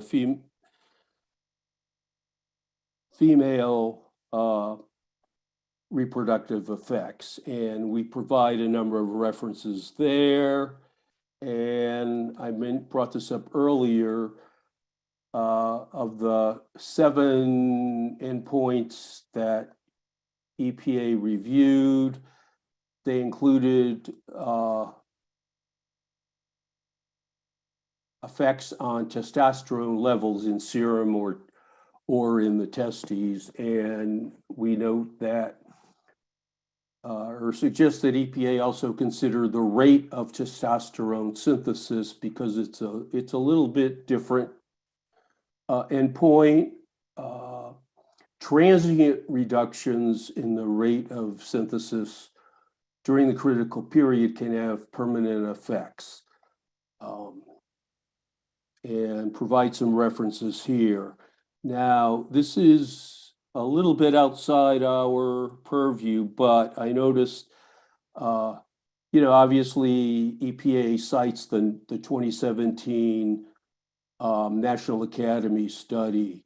And one thing I wanted to point out, it's a fine point, but the NASM looked at multiple dose studies. And with regard to DINP, some of the strongest evidence of effects are in single dose studies. So I would just ask that EPA keep that in mind. And then some other minor comments we had regarding the reference to Johnson et al.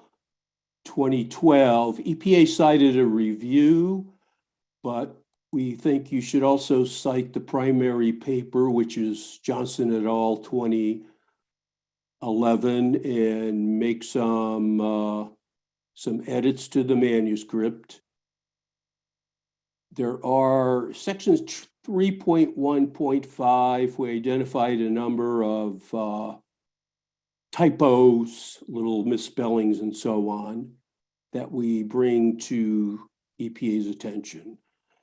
And some other minor editorial comments, and then we include a number of references to support the various comments that we made.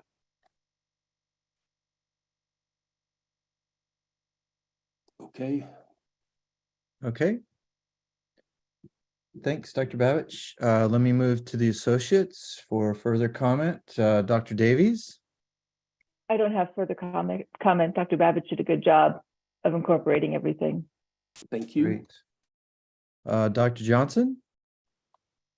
Just a couple things. The Bradford Hill criteria were originally developed to apply for epidemiological data. I think the EPA should broaden it to do more of the systematic review type criteria to include in their assessment.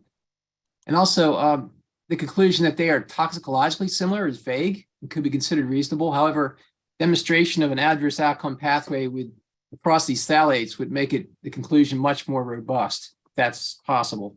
That's all I have. Thanks. Thanks. Dr. Tan? I don't have anything else to add.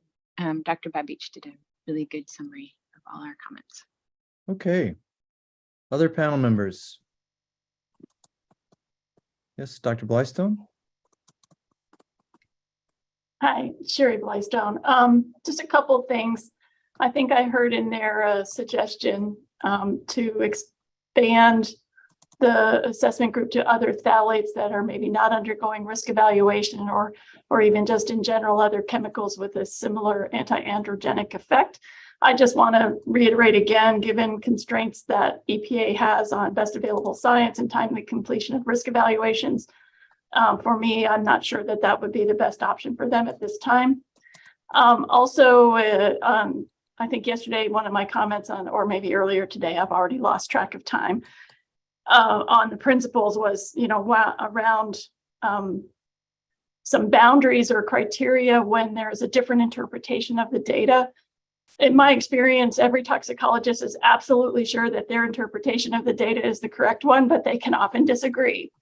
And if that is the case, then how does EPA want to take that into account when they're, is there some sort of criteria or building around a framework that says you have to meet at least this level of, I don't know what that might be, but to say that it is included or it isn't. So I would highlight that there are some other plausible cases, in my opinion, but from the public comments that would say that the DINP might not meet the criteria to be in the category. So that's the sort of situation that I was referring to in my earlier comments about maybe there should be some criteria that, or a decision tree that people should go through to determine in or out of a category. That's all. Thank you. Okay. Does the committee want to pick that up a little bit in terms of the other phthalates that was there? It seems like that might be somewhat of a disagreement, at least in terms of the statement that was made versus what just Dr. Blystone said.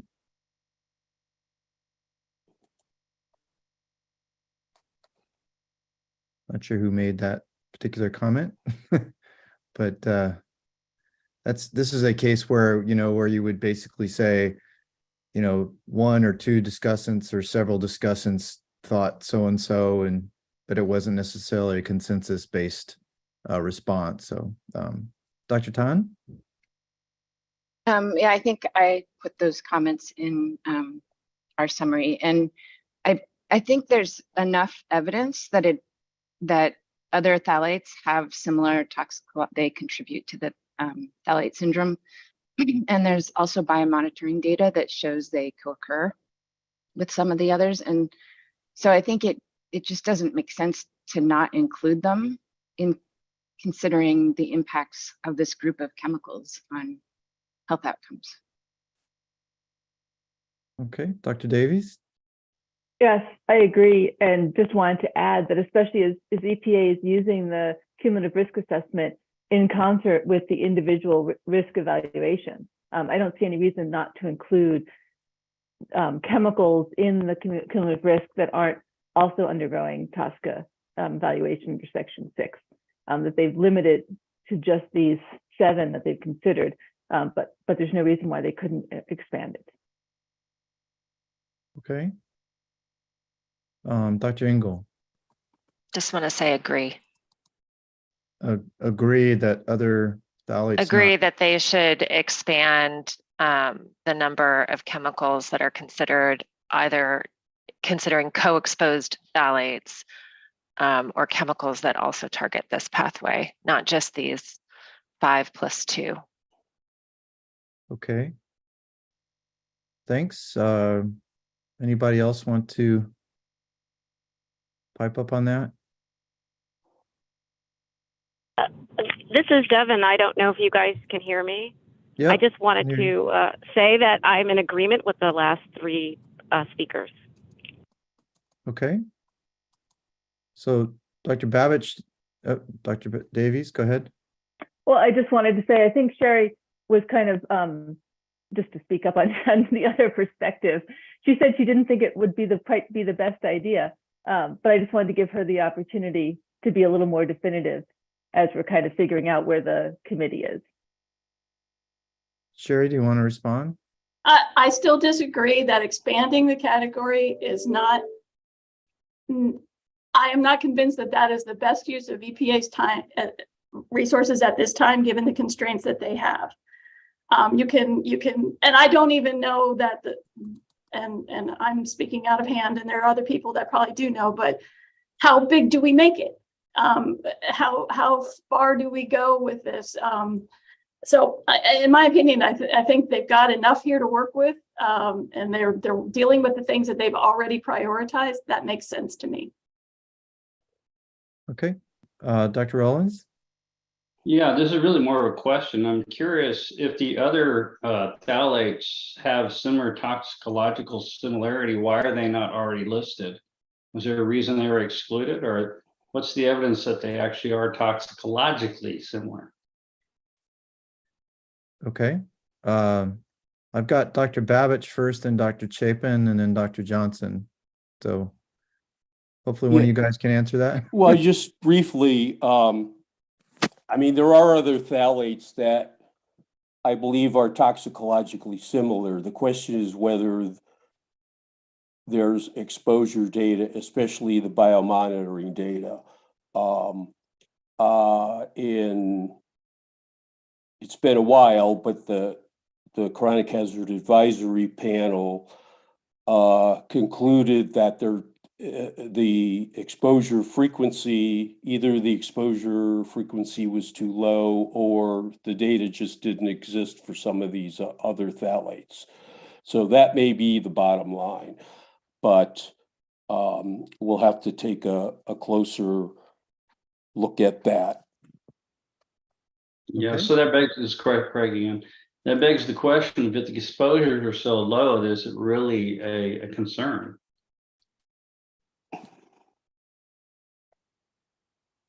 Yep. Dr. Chapin? I'd just like to agree with Sherry that I think that limiting their focus, limiting the breadth of field of their focus at this point is a reasonable idea. Okay. And Dr. Johnson?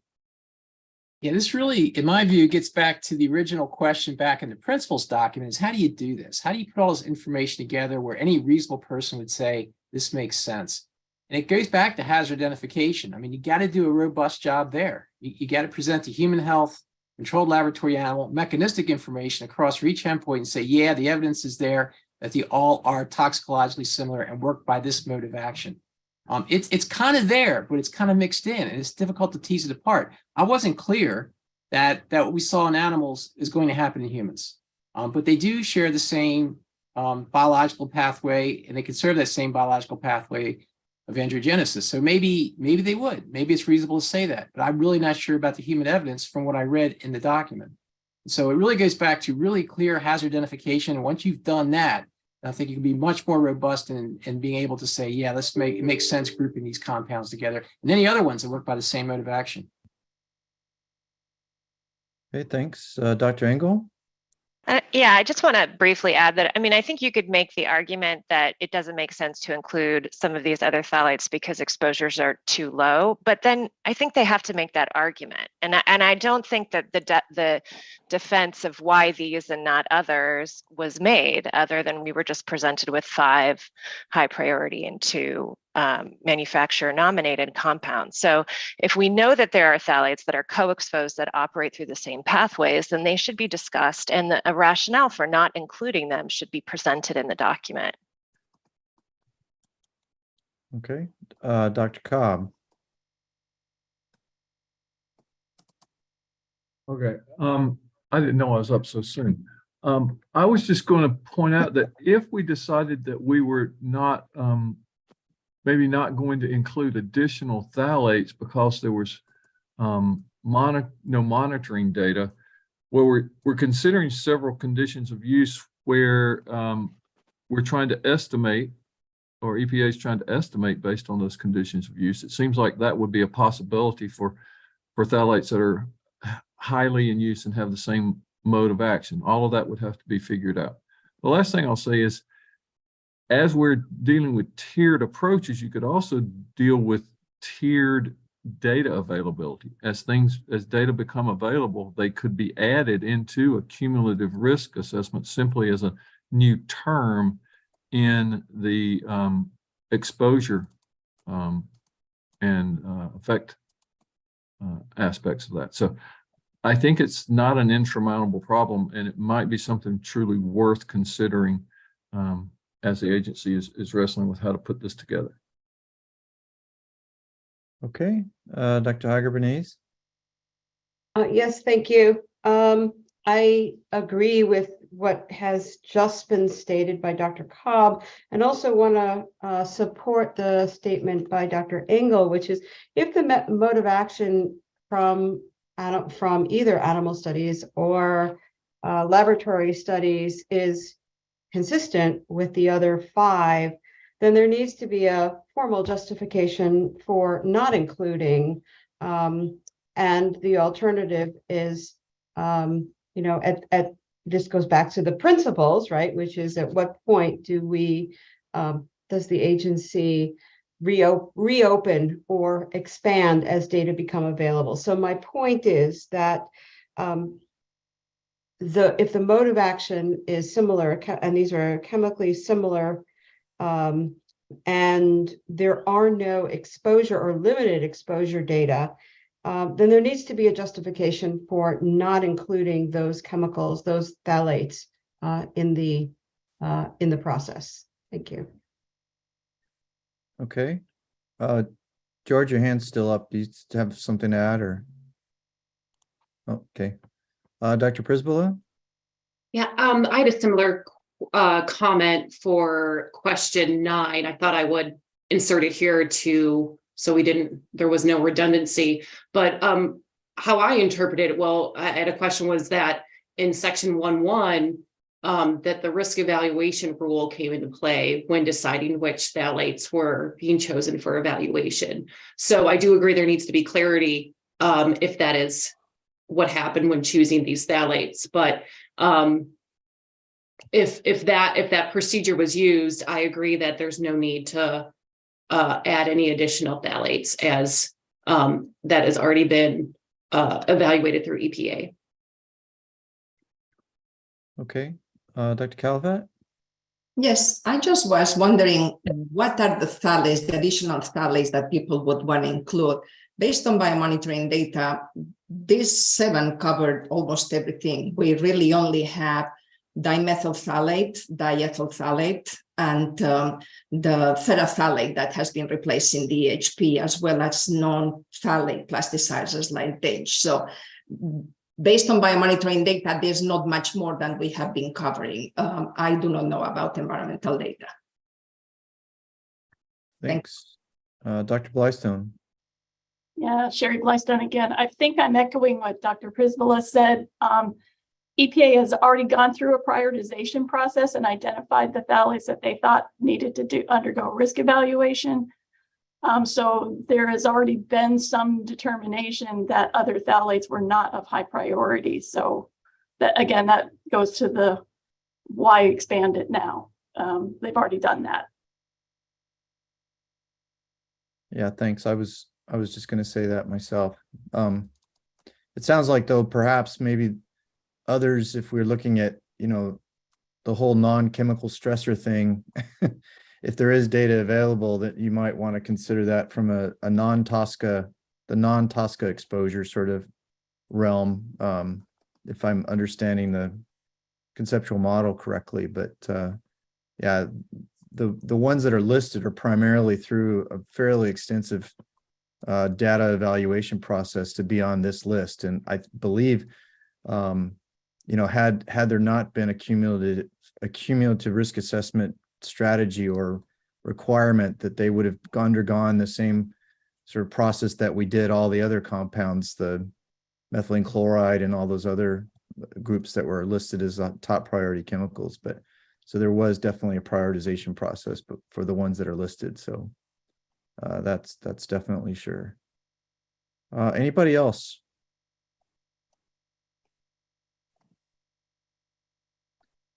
Okay, Dr. Babich, again, this is kind of the difficulty in being the lead. If you can please, again, get the comments from everybody that you can and discuss this in terms of how the committee felt in terms of additional compounds being listed and those that are already listed in terms of resource utilization by the agency, et cetera.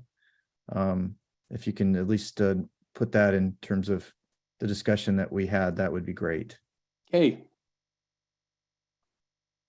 Okay, and again, everybody that commented, please try to get your comments to Dr. Babich so he can put all this together. And I'm sure we'll as again we read through the written comments at a later date, we'll be able to address those types of issues as well. So okay, at this point then I'll go back to the agency in terms of any questions of clarification on what you've heard the discussion so far.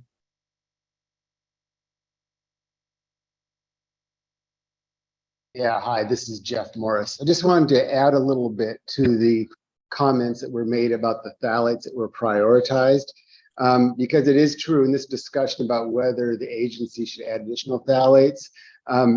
The only two avenues for us to do that under the assessment program would be either to prioritize additional ones or have a manufacturer request them. And just both of those would add years to the assessment process for these. So, you know, our aim is to complete these individual assessments and cumulative, and then where we find an unreasonable risk, address those risks. So we would, I think, have concerns about adding chemicals and delaying this assessment process for several more years. So I just wanted to raise that point when the committee consider as they discuss this addition of more chemicals. Thanks.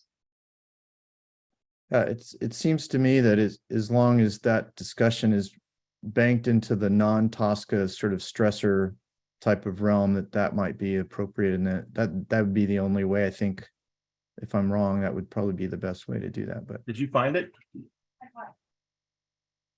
Somebody's not muted. Somebody, Dr. Rice, I think.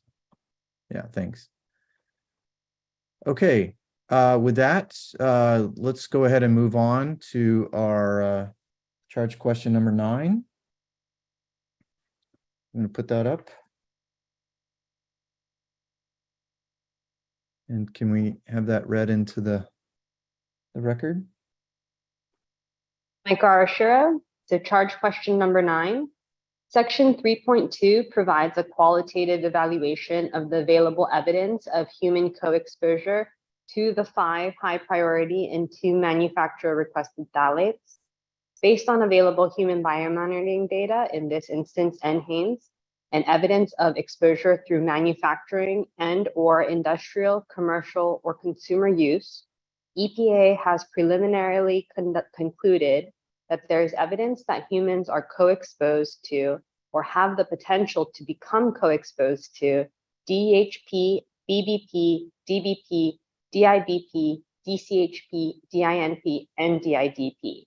EPA acknowledges that there is less robust evidence to support co-exposure to DCHP. Please comment on the strengths and uncertainties of EPA's preliminary conclusion. Thank you. Okay, the lead for question 9 is Dr. Califat. Yes. The discussions, we agreed that the EPA's conclusion that exposure to multiple phthalates occurs is both logical and reasonable, and is supported by available biomonitoring and environmental data.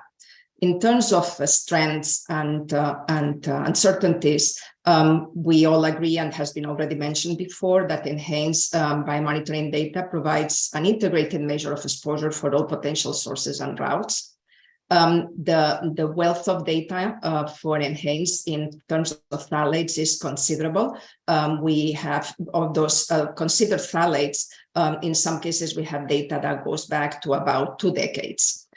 Is not as much for the CHP, as I'll mention briefly. And also, the biomonitoring data from enhanced covered a large part of the human life cycle.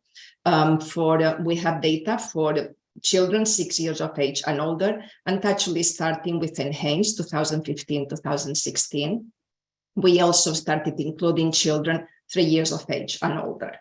EPA is also following the same approach that the US Consumer Product Safety Commission and Health Canada followed before, to include individual phthalates in a cumulative risk assessment based on the evidence of co-exposure formed by monitoring data and or environmental data.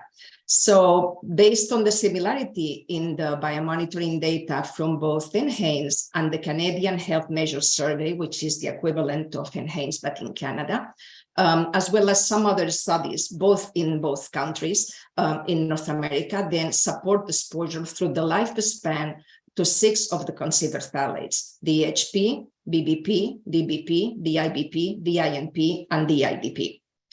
In terms of uncertainties, one of the first uncertainty, the one that we had mentioned, related to the selection of the phthalates, because it was discussed previously. In the interest of time, I'll just skip it, but just to note that this was something we had also addressed in the response to our question.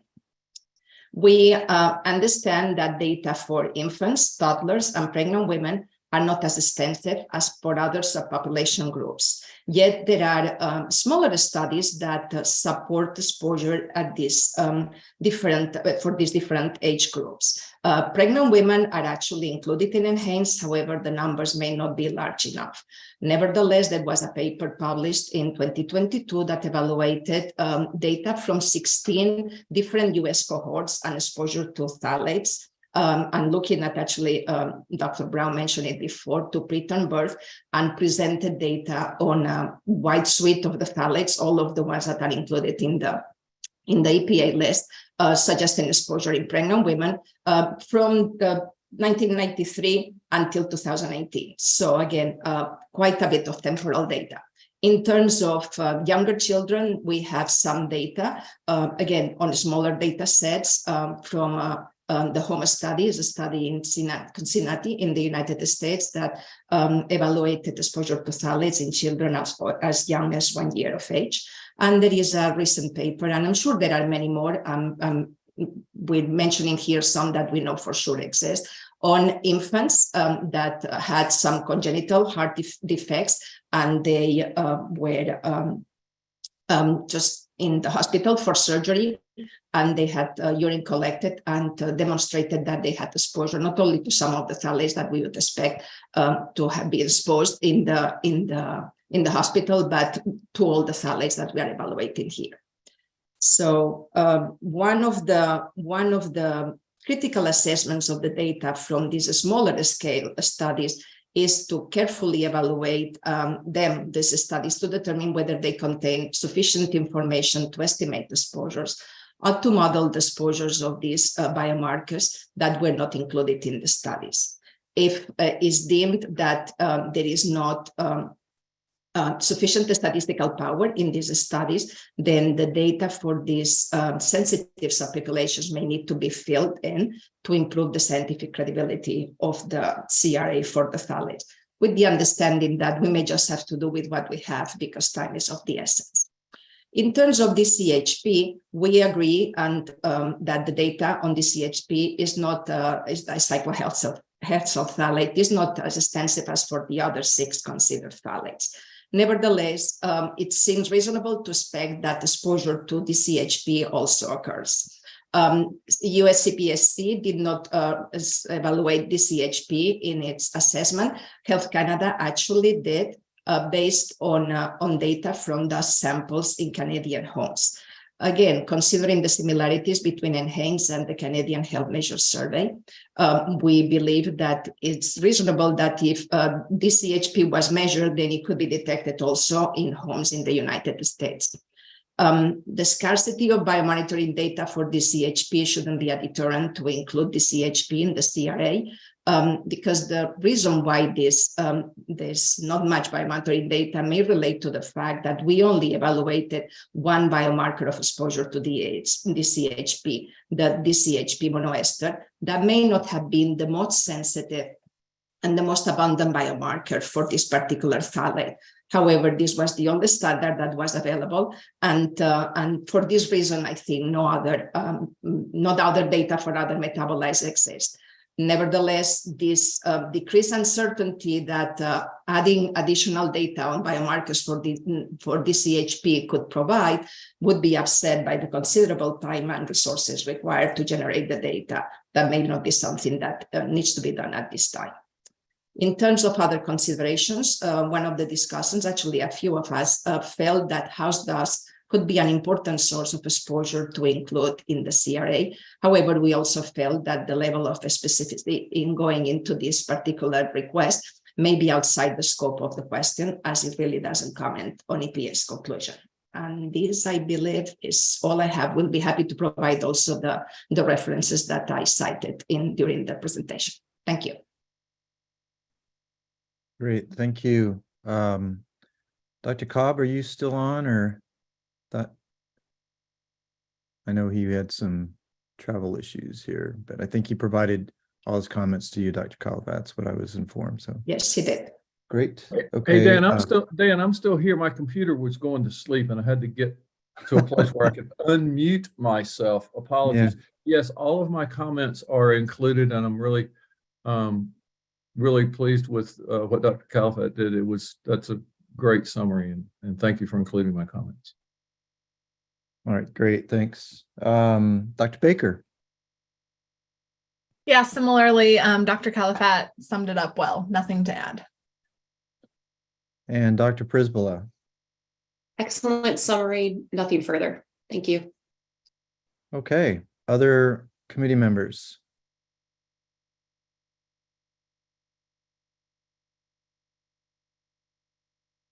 Oh, there we go. Dr. Braun? Yeah, Joe Braun. Just wanted to add and support Dr. Califat's statement about using other studies to look at infant exposure. I'm aware of at least two additional studies that have infant exposure to phthalates, even though one of them is a select population. I'm also aware of other ongoing studies in the Environmental Influences on Child Health and Outcomes study, or ECHO, which is a large NIH-funded study that's going to be examining phthalate and phthalate replacements in infant urine samples in a more contemporaneous population of U.S. infants. So those data, are available or will become available in coming years. So I would urge the EPA to consider including those as well, particularly for infant exposures. Okay, yeah, if we can get references that or access sort of possibilities for that would be great. Anyone else for 9? Okay, Dr. Califat, sounds like you've got everything you need in terms of getting that response out. Let me go to the agency at this point to see if they have any questions or clarification. No clarification needed for charge question number 9, and we thank the SACC for their input and look forward to receiving the data sources mentioned. Thank you. Thank you. Okay. All right, let's go ahead and move on to question 10. Anthony Les, charge question 10. So EPA's proposed phthalate cumulative chemical group for CRA, based on the weight of evidence supporting toxicologic similarity and human co-exposure, is described in section 3.3. Please comment on EPA's preliminary proposal to include DEHP, BBP, DBP, DIBP, DCHP, and DINP in the cumulative chemical group under TSCA. In your response, in light of comments on charge questions 8 and 9, please include a discussion of the strengths and uncertainties of this preliminary conclusion. Okay, our lead for that is Dr. Apte. Hi, this is Udayan Apte. In general, the grouping of the chemicals seems to be logical, but reviewers had some specific questions that I will be bringing up. It is clear that DEHP, BBP, DBP, DIBP, DCHP, and DINP, but not DIDP, have toxicological similarity and evidence of co-exposure as defined by the CRA criteria. Further exclusion of DIDP based on no effects on male reproductive development are well supported in the document. There is some concern about differences in rat studies, which drive most of the decisions as compared to the human studies.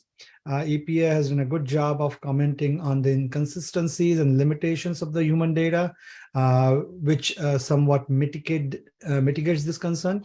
The biomonitoring data add to the weight of evidence of co-exposure and further support use of the limited human data for CRA, but certain omissions in the enhanced data are also concerning, which I'll bring up in a minute. The strength and especially uncertainties have been well documented. Based on the public comments and EPA's discussion of toxicity, there is a plausible case to conclude that DINP should not be included in the cumulative chemical group. At a minimum, this suggests that EPA needs to have a more specificity and guidance around criteria for inclusion and how to deal with the equivocal data. Perhaps a decision tree will help. There are comments, further comments are, there are certainly other phthalates that are co-exposed and likely others both within and outside the phthalate class that target the same pathways. So a clearly defined process to arrive at a starting point of chemicals for CRA is important. Again, kind of referring back to the previous comment here. A strength of the described process is the use of enhanced biomonitoring data. A key source of uncertainty in this pertains to the extent of co-exposure among children under the age of 3, given that this segment of population is excluded from enhanced biomonitoring data. This is a concern. Further, Dr. Gray provided us a reference published in 2023 on DINP and the effects on the developing male reproductive system consistent with phthalate syndrome. This paper concluded that DINP fetal and postnatal studies demonstrate that DINP disrupts fetal testes hormone and gene expression via the same AOPs, adverse outcome pathways, as the more potent phthalates like DEP, DEHP, DBP, BBP, DCHP, and DIBP. The report would strengthen if the EPA more clearly described a priori what the toxicological similarity, the term toxicological similarity meant prior to undertaking an evaluation of the pertinent literature. And because of this, we think a reviewer thought that the level of methodological clarity has not been achieved. I have these comments so far between me and a couple of other reviewers. One of the reviewers have asked for more time, especially given that we are also supposed to consider comments on charge question 8 and 9 that we just finished. So we need a little bit more time to digest. So we are hoping that we can revisit this maybe tomorrow morning. So we'll have a little bit more time to get back to you guys on more comments. But this is what I have right now. Yeah, I guess we are running ahead of schedule as such in terms of the agenda. Just again, remember, this is a floating agenda, so it somewhat moves depending upon what the previous questions do or do not discuss. So we can certainly come back to those later, maybe tomorrow when we had the scheduled time at that point. So Let me move to the associates. At this point, Dr. Blystone, Nothing additional, thanks. Dr. Davies. I have a couple of things. One is I wanted to highlight that I don't think in our small discussant group, I don't think we have consensus. I thought that, Dr. Apte mentioned DINP, and I think there's disagreement about whether that was well supported or not, that inclusion. So I just wanted to kind of highlight the lack of consensus there. I also think the document could benefit from a better definition of relevant time frame. The definition that's in there is vague, and EPA says it will be determined in the individual risk assessment.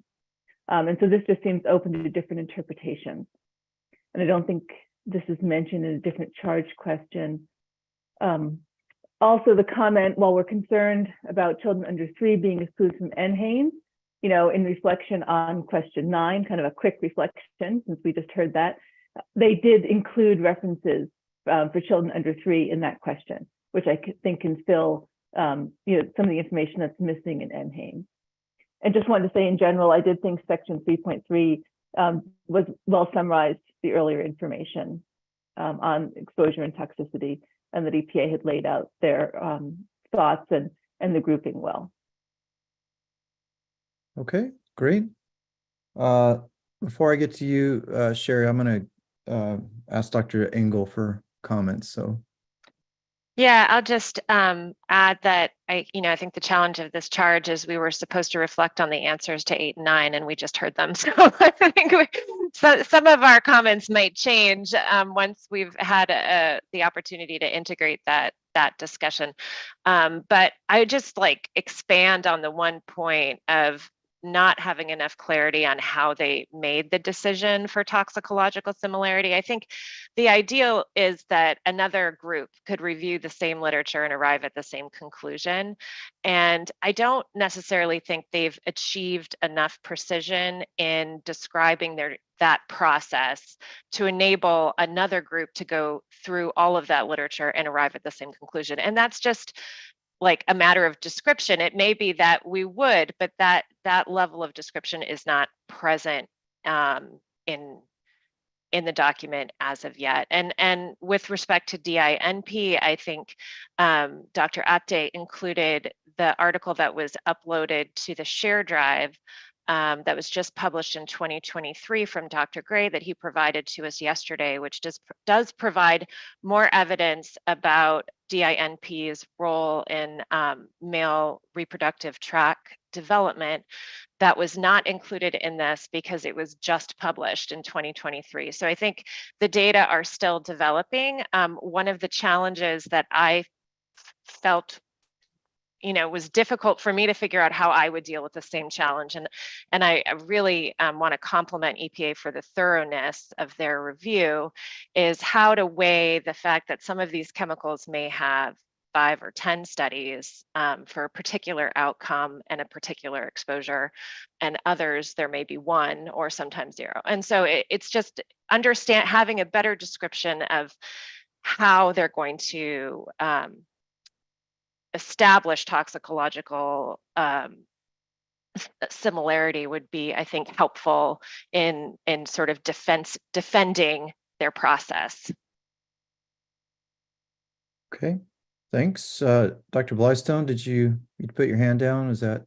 Yeah, I was going to respond to Holly and Dr. Davies and the lack of consensus. I think what I was going to say, Dr. Engel pretty much said it there. And I also wanted to make clear that me personally don't have an opinion of whether DINP should or should not be included. I just say that there's difference of opinion, so that needs to be addressed in some way. So I think Dr. Engel stated that very well.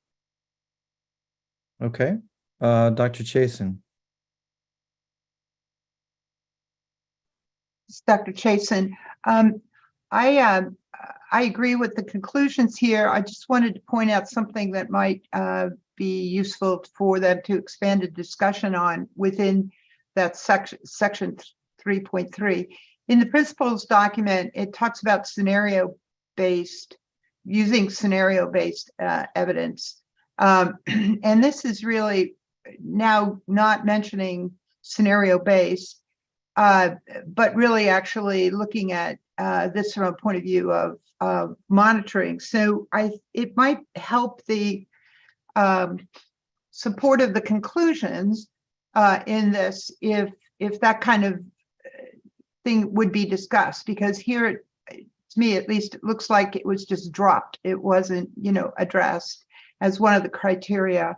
And so I think that would strengthen the agency's position. I don't quibble with their conclusion. I just think that kind of conversation would not make it look like it was forgotten. And the other, going along with that, they've made it clear that under the law, that COU has to include disposal. So there hasn't been conversation, I don't think, in this section about examining potential routes of trash or disposal or whatever that could in fact be another route to suggest co-exposures, not just what the human monitoring goes, but environmental monitoring that might. So those 2 points, it might help this conclusion if those 2 points were added to the conversation in this document. Okay, thanks. I think we're going to address exposure a little bit later in some of the other questions, but so it might be better. It's just the only reason I brought it up was because it said supporting toxicological similarity and human co-exposure in this question. Okay. Yeah. So it sounds more like an exposure issue to me than toxicological, but I know, but it says, am I reading this incorrectly? Weight of evidence supporting toxicological similarity and human co-exposure. But right. Yeah.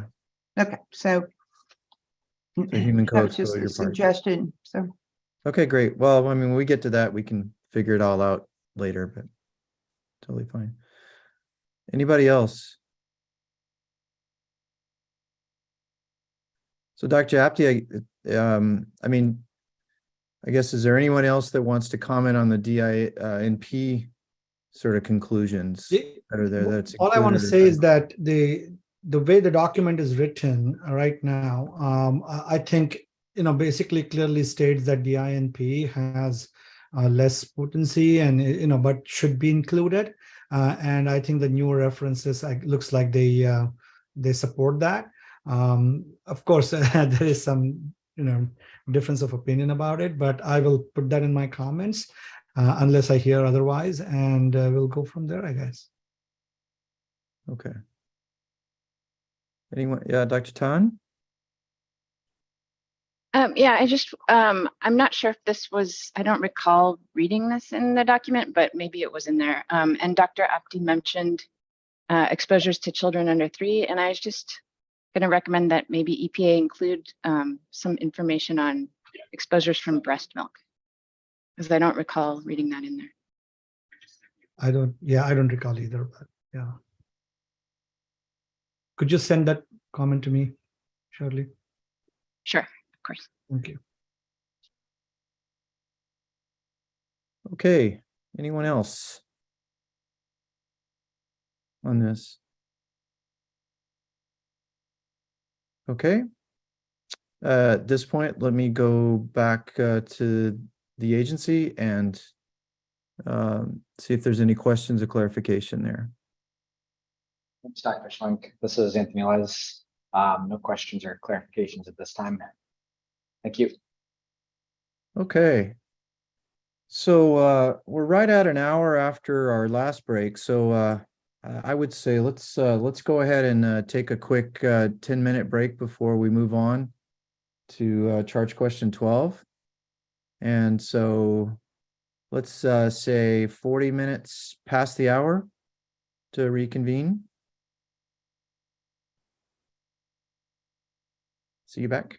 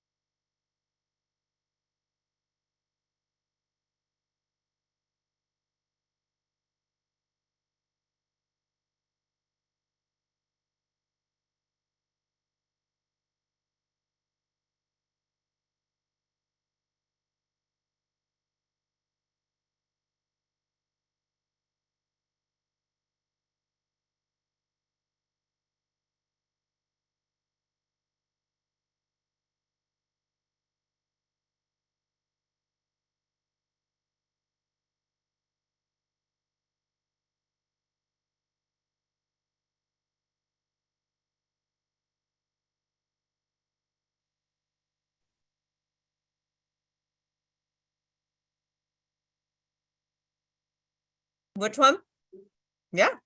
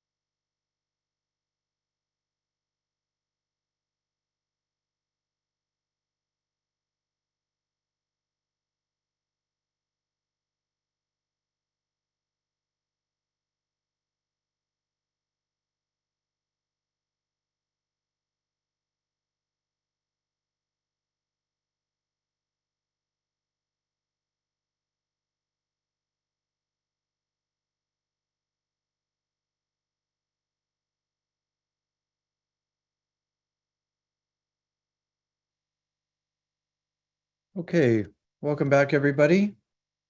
Let's go ahead and move forward. I believe I inadvertently said charge question 12 when we haven't done charge question 11 yet. So sorry for that, Dr. Voorhees. Thought maybe we would skip you this time, but we will.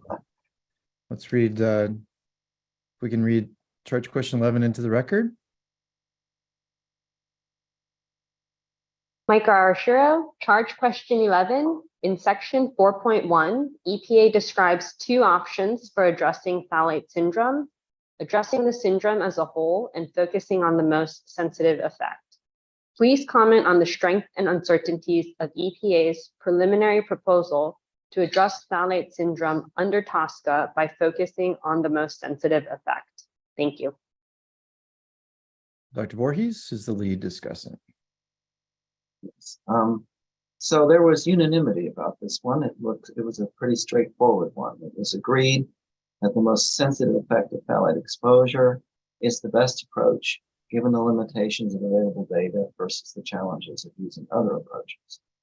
While there will be differences in the most sensitive effect across the phthalates EPA includes, this will not interfere with identifying the most sensitive outcome for each one. There will be uncertainties, but this is the most straightforward and protective effect. Finding the most sensitive endpoint was regarded as feasible, since fetal testosterone production and the presence of MMGs are common to all the included phthalates and occur at low dose levels. Concerns were expressed about using gene expression as an endpoint because gene expression cannot be easily extrapolated to an adverse outcome, or at least not morphologic outcomes. Using gene expression may even add uncertainties. A concern about gene expression is that changes in gene expression are not always translated to changes in protein, and changes in protein are not always manifest as an adverse effect. Even fetal testosterone and MMG will introduce uncertainties when extrapolating to morphologic changes, but are the most more predictive than something like changes in gene expression. Although the concept of upstream effect appears later in the document, section 4.4.2, it is relevant to the discussion of mode of action and key outcomes, section 3.1, and to what the most sensitive effects are. Introducing this concept early in the document may be helpful. That's all the comments I have so far. Okay, thank you. Associate is Dr. David. No further comment. And Dr. Chapin. Chip did a perfect job of capturing my comments. Nothing additional to add. And Dr. Fox. Nothing more to add. Okay. Other committee members.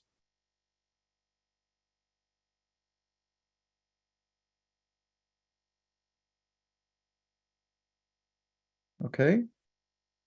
All right. I guess we'll go forward to the agencies. Hold on. We got Dr. Rollins. Come on up.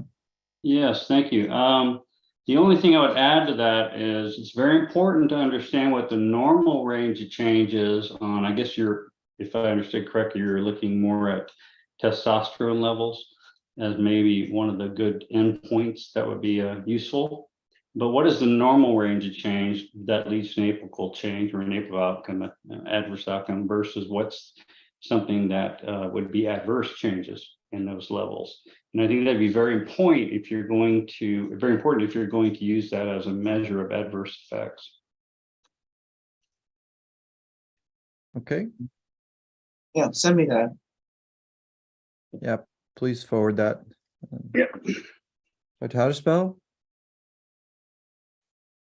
Yeah, in reference to that last question, the Gray Laboratory investigated the biological relevance of reductions in fetal T production to induce phthalate syndrome in 2 publications, specifically looking at phthalates, and that would be Howderspell 2017 and 2015, that is, and Gray et al. 2016, and I could provide those references. The 2015 paper is already cited in the document. Great. Any other comments on 11?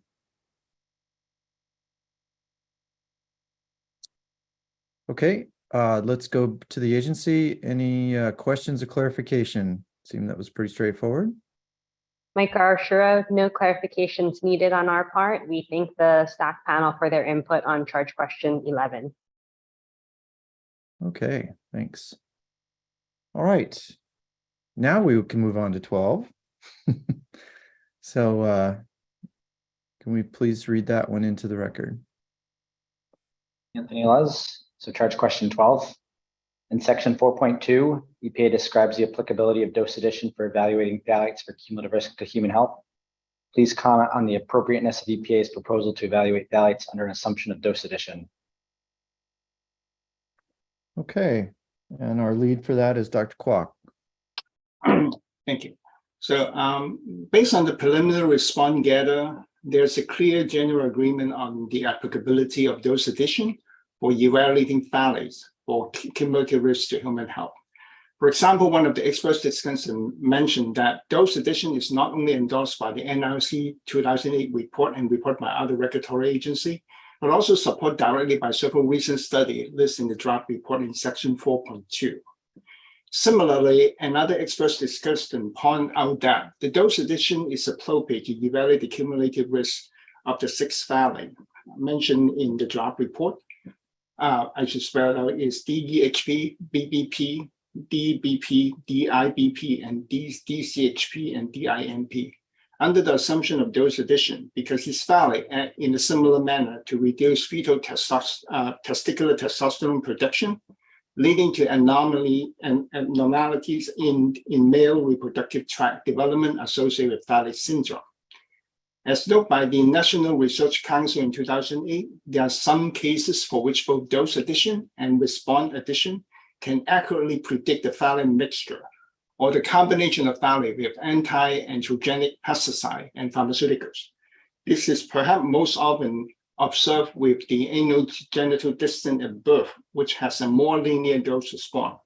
However, for other cases, response addition does not predict the observed mixture effect, and dose addition is more accurate. For example, hypospadias.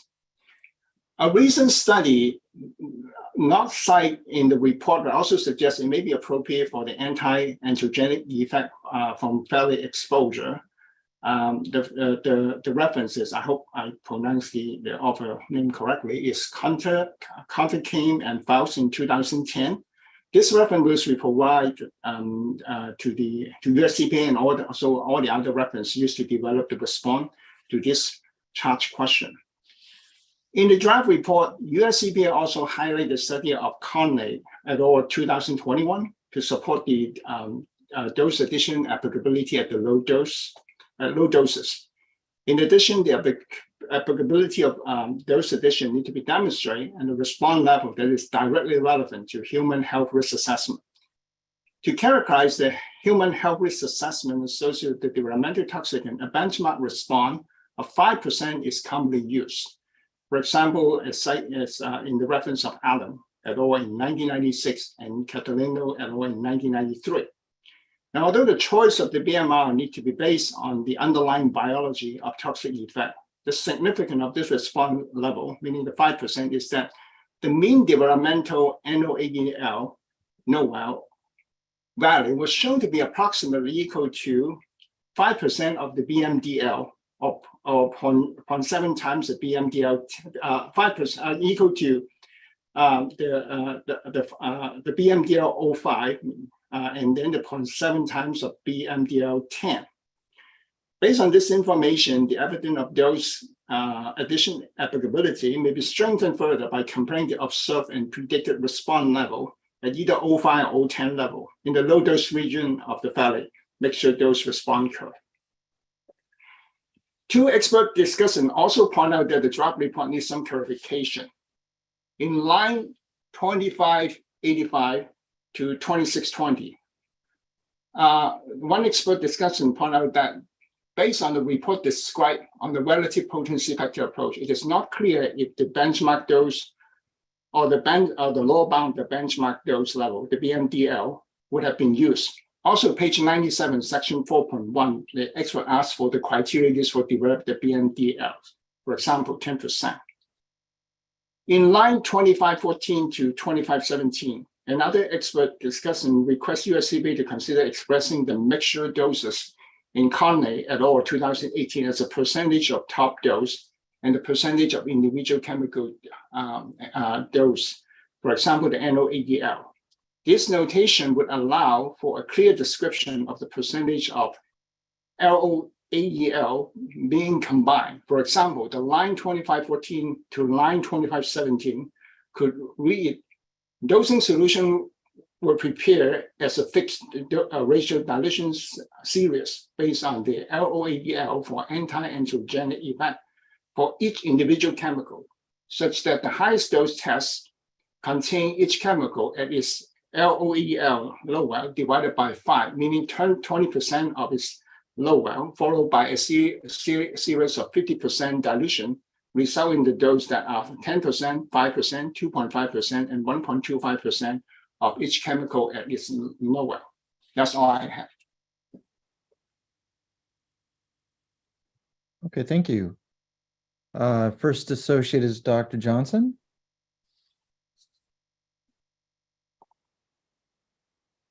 Sorry, I had a hard time unmuting myself. I have nothing further to add. Thanks. Okay. Dr. Chapin. I have nothing further to add. And Dr. Hadashell. Nothing further to add. Dr. Braun. I have nothing further to add. Okay. Other committee members.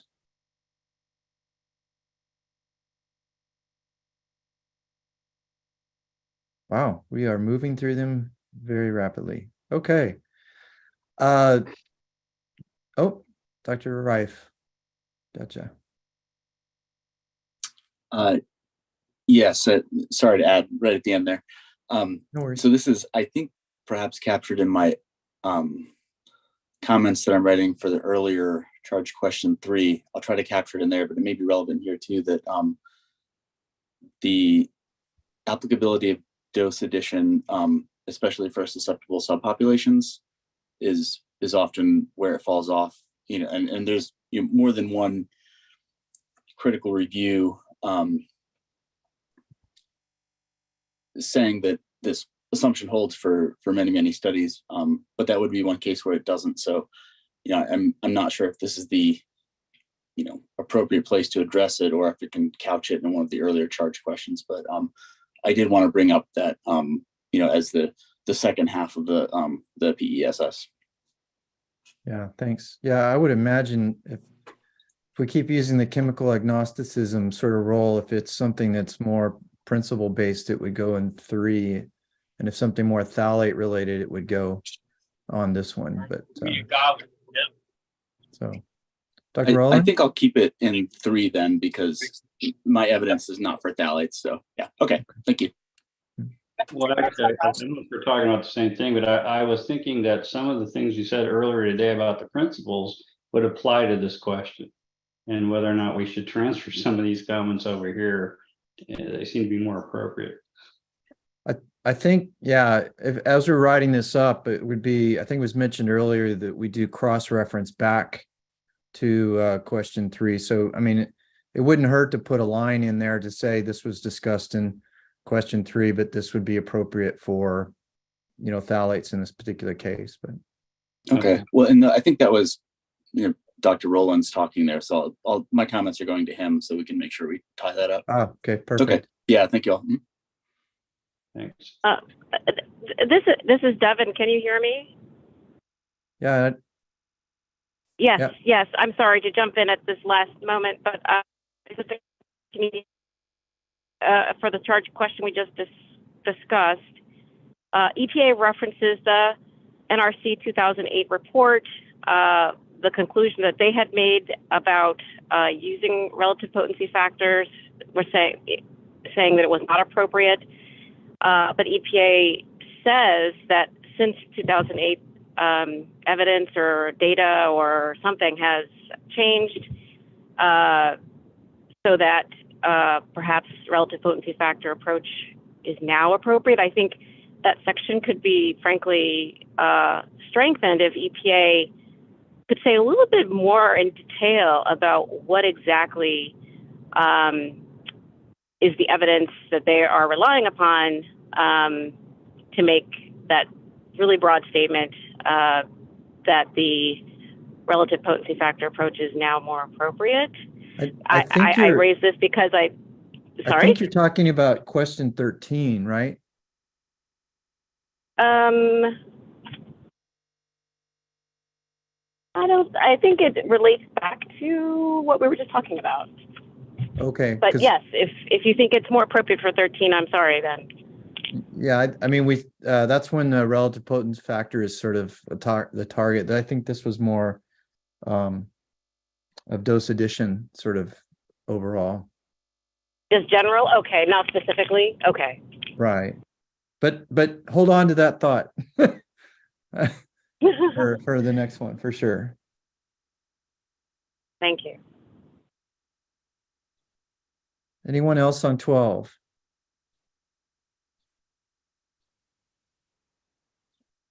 Okay, I'll go to the agency. Any questions or clarification?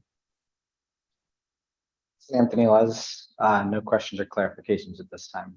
Thanks, everyone. Okay, great.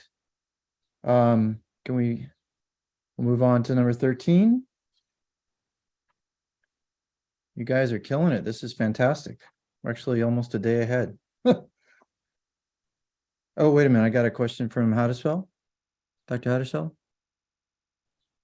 Yeah, this is just more procedure. Since we are going through these questions so quickly, I am noticing that the groups that thought they were on schedule for tomorrow haven't had a chance to integrate their summaries. And so I feel like we aren't getting we're not getting a polished answer to the questions. And I don't know if others are concerned about that, but I just know from some of the groups that I'm part of that we're supposed to be for tomorrow, it's kind of a rush. So I just thought I'd bring that up. Well, if you feel like you're not able to do it, what we've been doing so far is contacting the lead discussant for each question to determine whether or not they feel they're ready or not.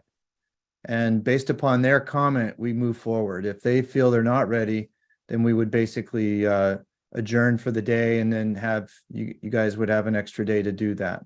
Okay. So at this point, I have approval for 13 and 14 at this point, and actually 15 too from Dr. Chapin. So if you feel that that's rushed or inappropriate, yeah, let me know, because right now we have that approved.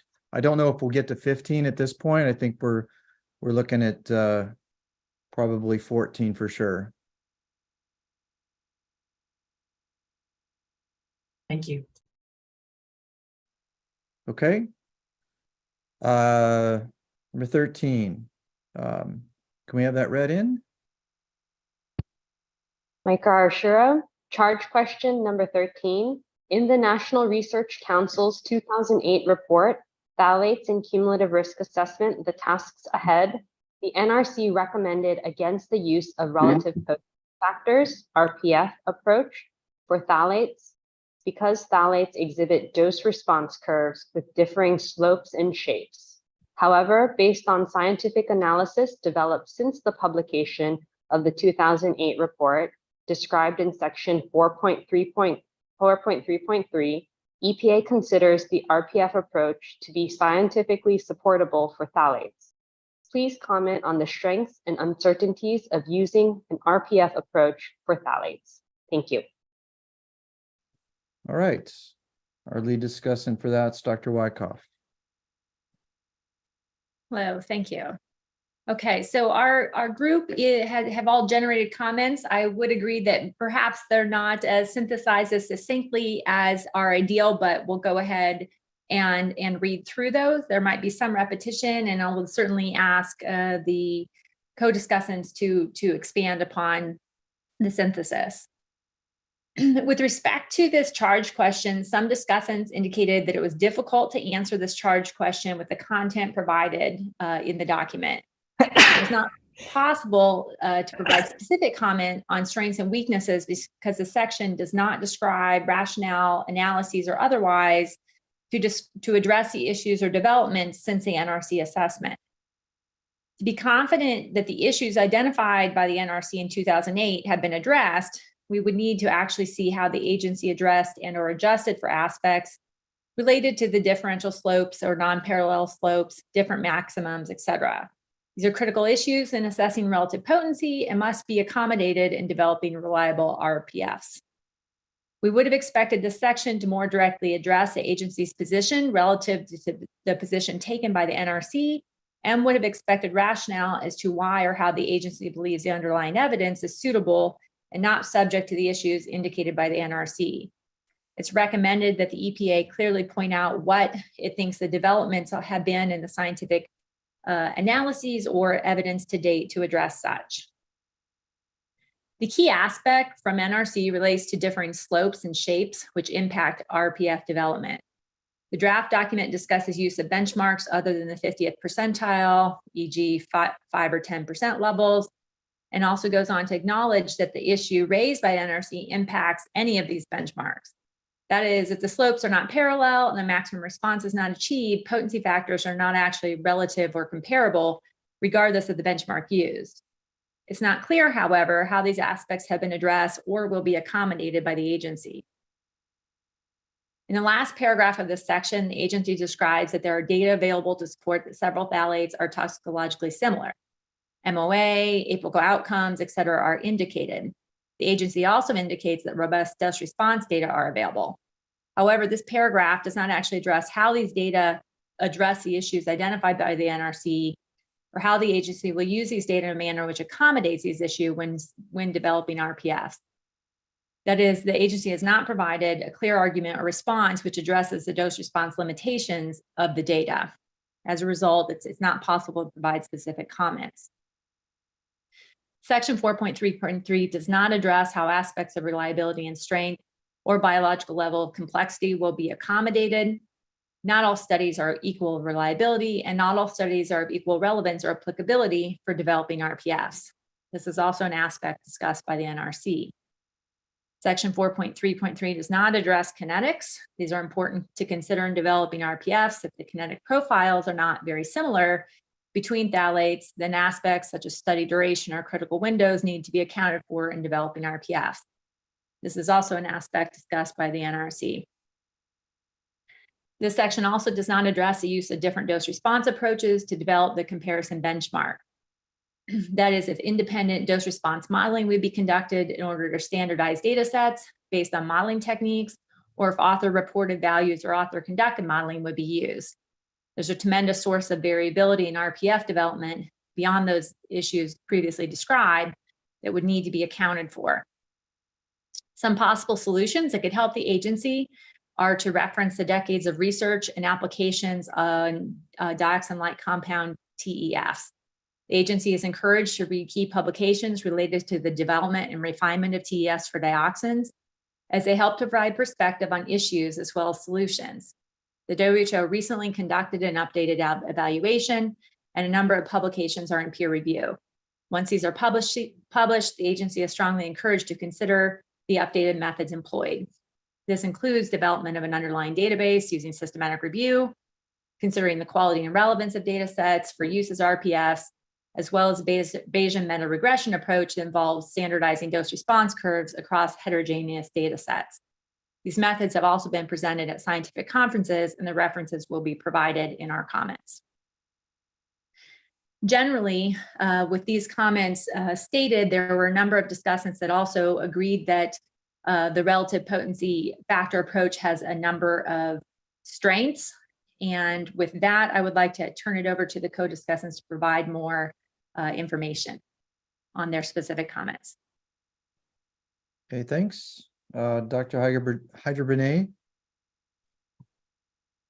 Yes. Again, EPA needs to provide a stronger case for the use of the RPF I agree with what was previously said. In light of the fact that section 4.3 doesn't provide the justification or which data will be used.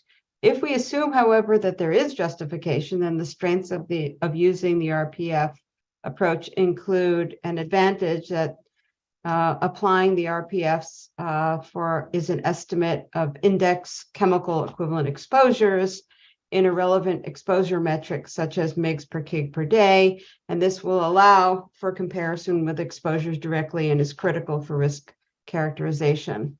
In terms of uncertainties, uncertainties include the incorporation of data from disparate data sets across laboratories, across experimental designs, and also across or inclusion of the use of epidemiologic data, as well as biomonitoring-based data. And a suggestion that EPA consider the variability as well as the inherent uncertainty in the RPFs if they're developed, but the uncertainty analysis to do this should reflect the complexity of the data sets. Thank you. Okay. Next is Dr. Fox. Nothing to add. Okay, and Dr. Hadishel. Nothing to add. All right, other committee members.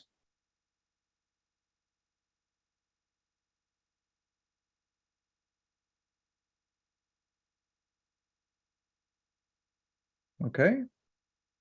No one. Oh, Dr. Hertzberg. Yes, I'd just like to ask the one comment about referring to or almost relying upon progress and changes with the dioxin-like chemicals and the TEFs. This is not a TEF proposal. This is an RPF proposal. TEFs are much more restrictive to common mechanism.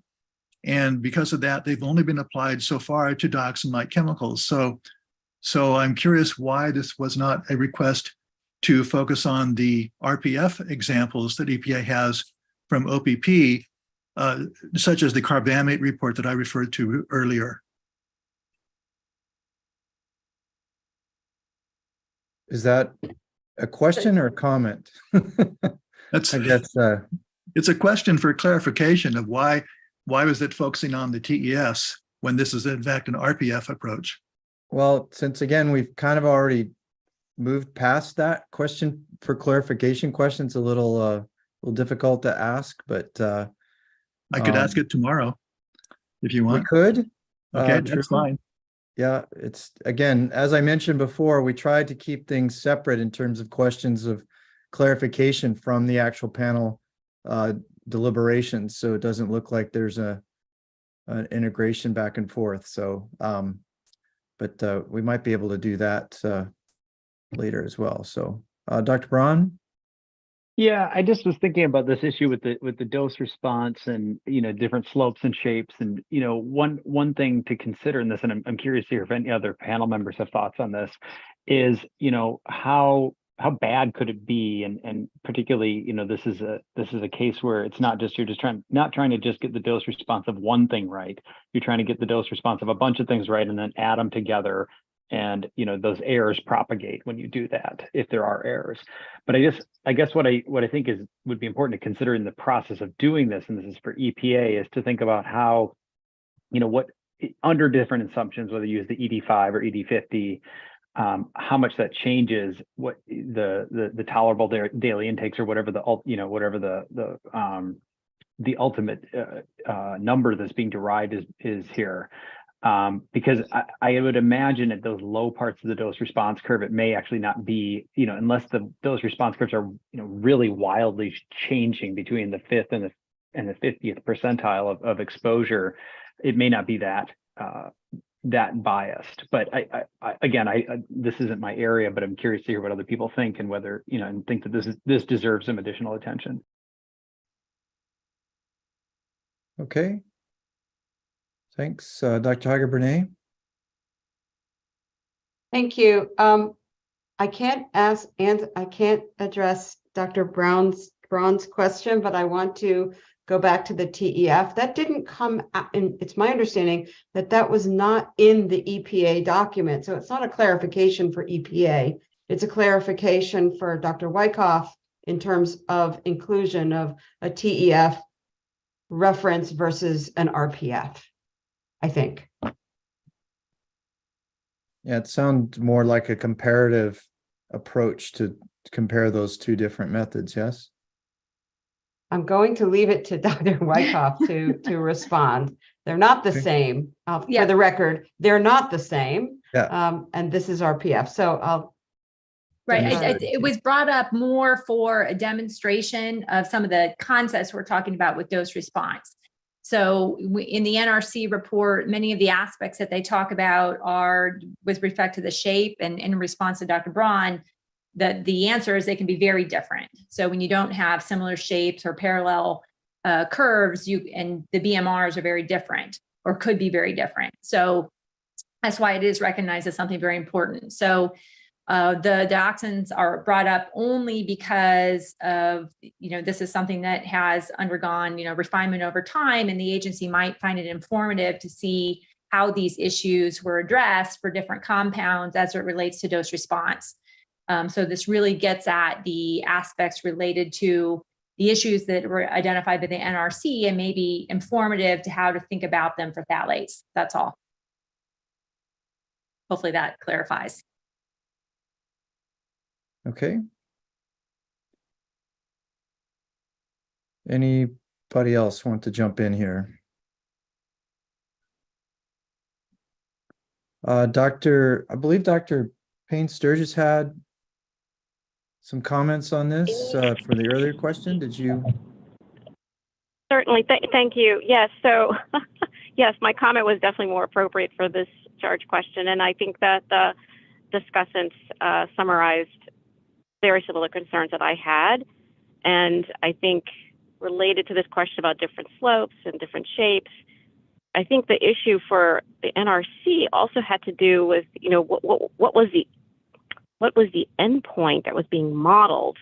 And there was concern, if I understand some of the history, about are you modeling upstream effects or downstream effects? And that was part of their concern about the relative potency factor approach. Okay. Anyone else?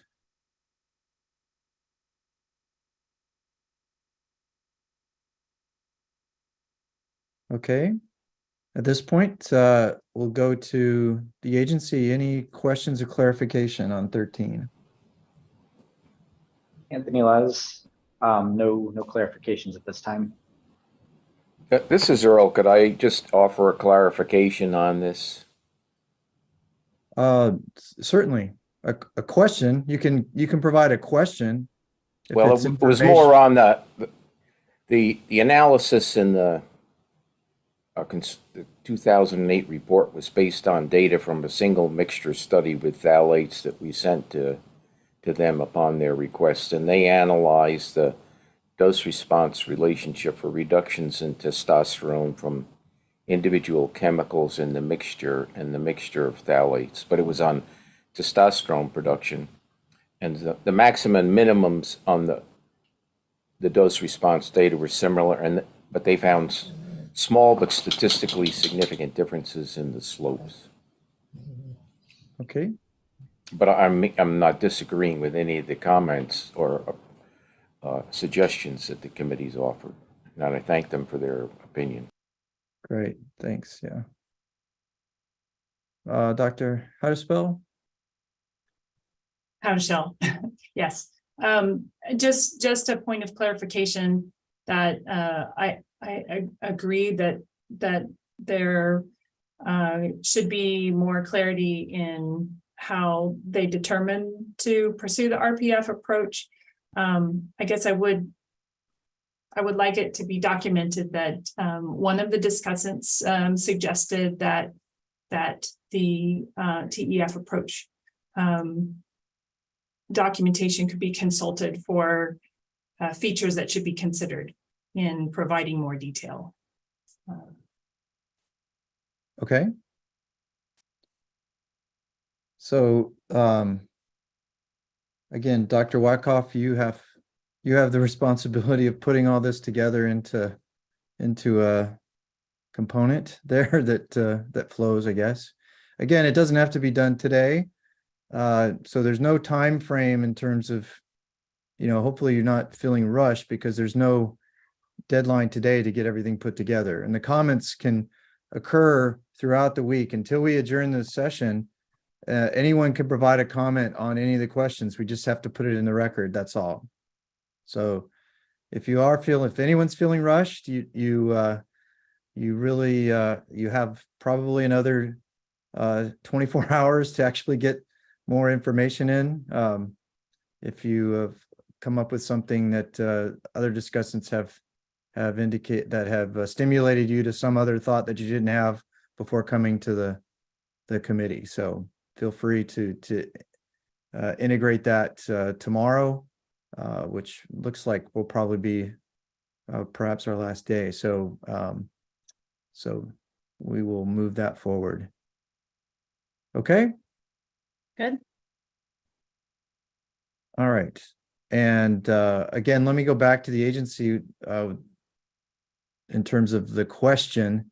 Was there any questions of clarification for the answers provided during this particular session?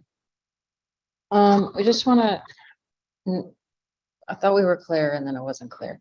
So there was from Dr. Wyckoff, a good bit of conversation on TEFs. And who is this? I'm sorry, Anna Lowett, Senior Science Advisor at PPT. I guess I'm a little bit unclear now.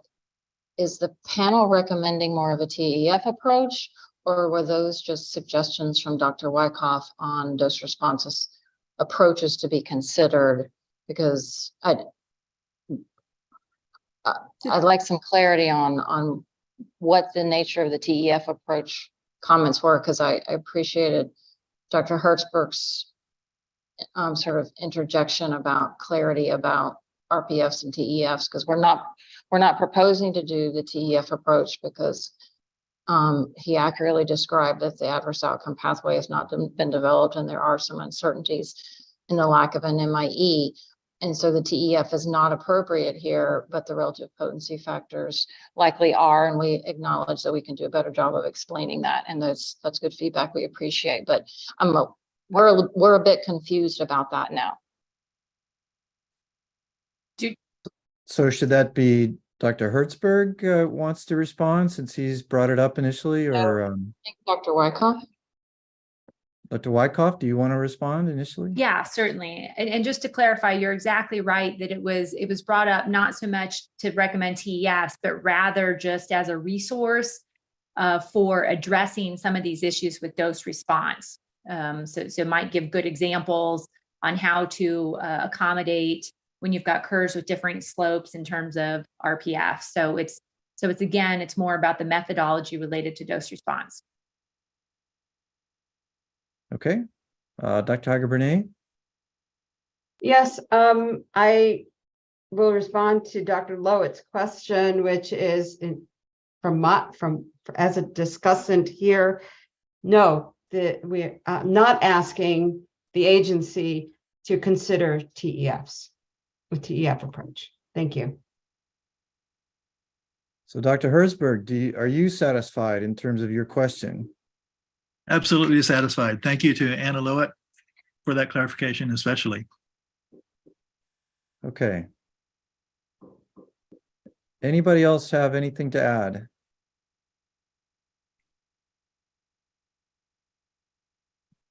All right, let's go ahead. We'll move forward with number 14. We can put that up. Was charge question 14. Section 4.4 describes 6 options EPA is considering for deriving RPFs for phthalates. Please comment on the strengths and uncertainties of the proposed options. Please describe any additional options EPA may consider for deriving RPFs for phthalates. Okay, Dr. Chapin, your lead on this one.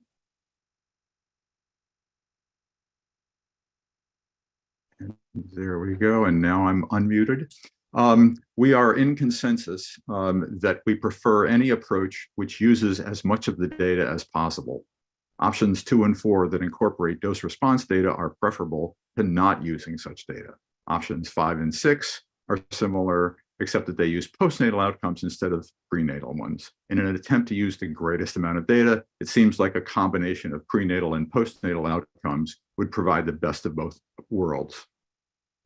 We encourage the EPA to compare options 2, parenthesis, combining data from studies followed by meta-regression, and option 4, combining data from multiple studies and then calculate a compositive RPF for each phthalate, and select whichever of those options provides the lowest variability. So that's a consensus statement from all 4 of the reviewers. And then because things have been moving quickly this afternoon, I haven't gotten the following several paragraphs come from one of the reviewers, and I haven't heard back from the others whether or not they agree on this. So I'm just going to put this, read it into the record, and then we can choose whether or not to keep it or how to frame it later. So one reviewer stated, overall, the agency has not provided sufficient information to assess which options are most suitable to RPF based on issues raised in question 13.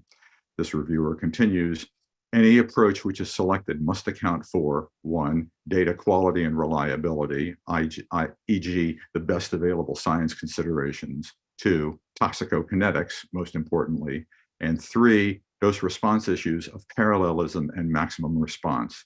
None of these aspects are discussed in the options in section 4.4, and thus comments on strengths and weaknesses of the individual approaches for RPF development cannot be provided until the agency provides additional information specifics to the aspects important to RPFs.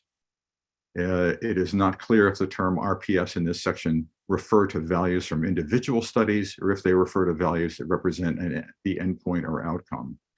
This is equivalent to saying relative potency estimates and toxic equivalency factors for DLCs. There are more than 1,000 data sets characterizing relative potency across congeners, but each congener receives a single TEF value based on underlying relative potency data. It should be clarified if RPF refers to a combined value or a single value and what would be used in the combined risk assessment.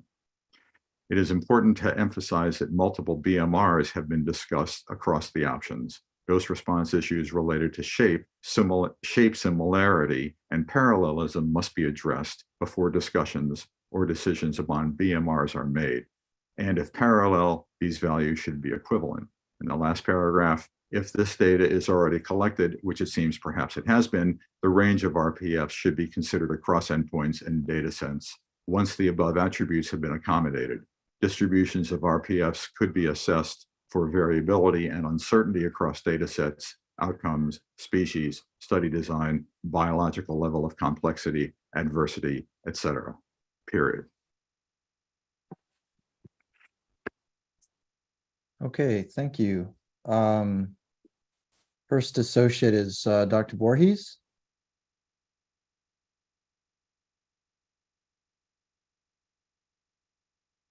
Might be muted.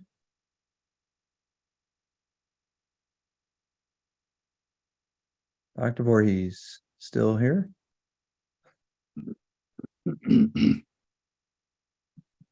Okay, let's go to Dr. Hadashell until he comes back.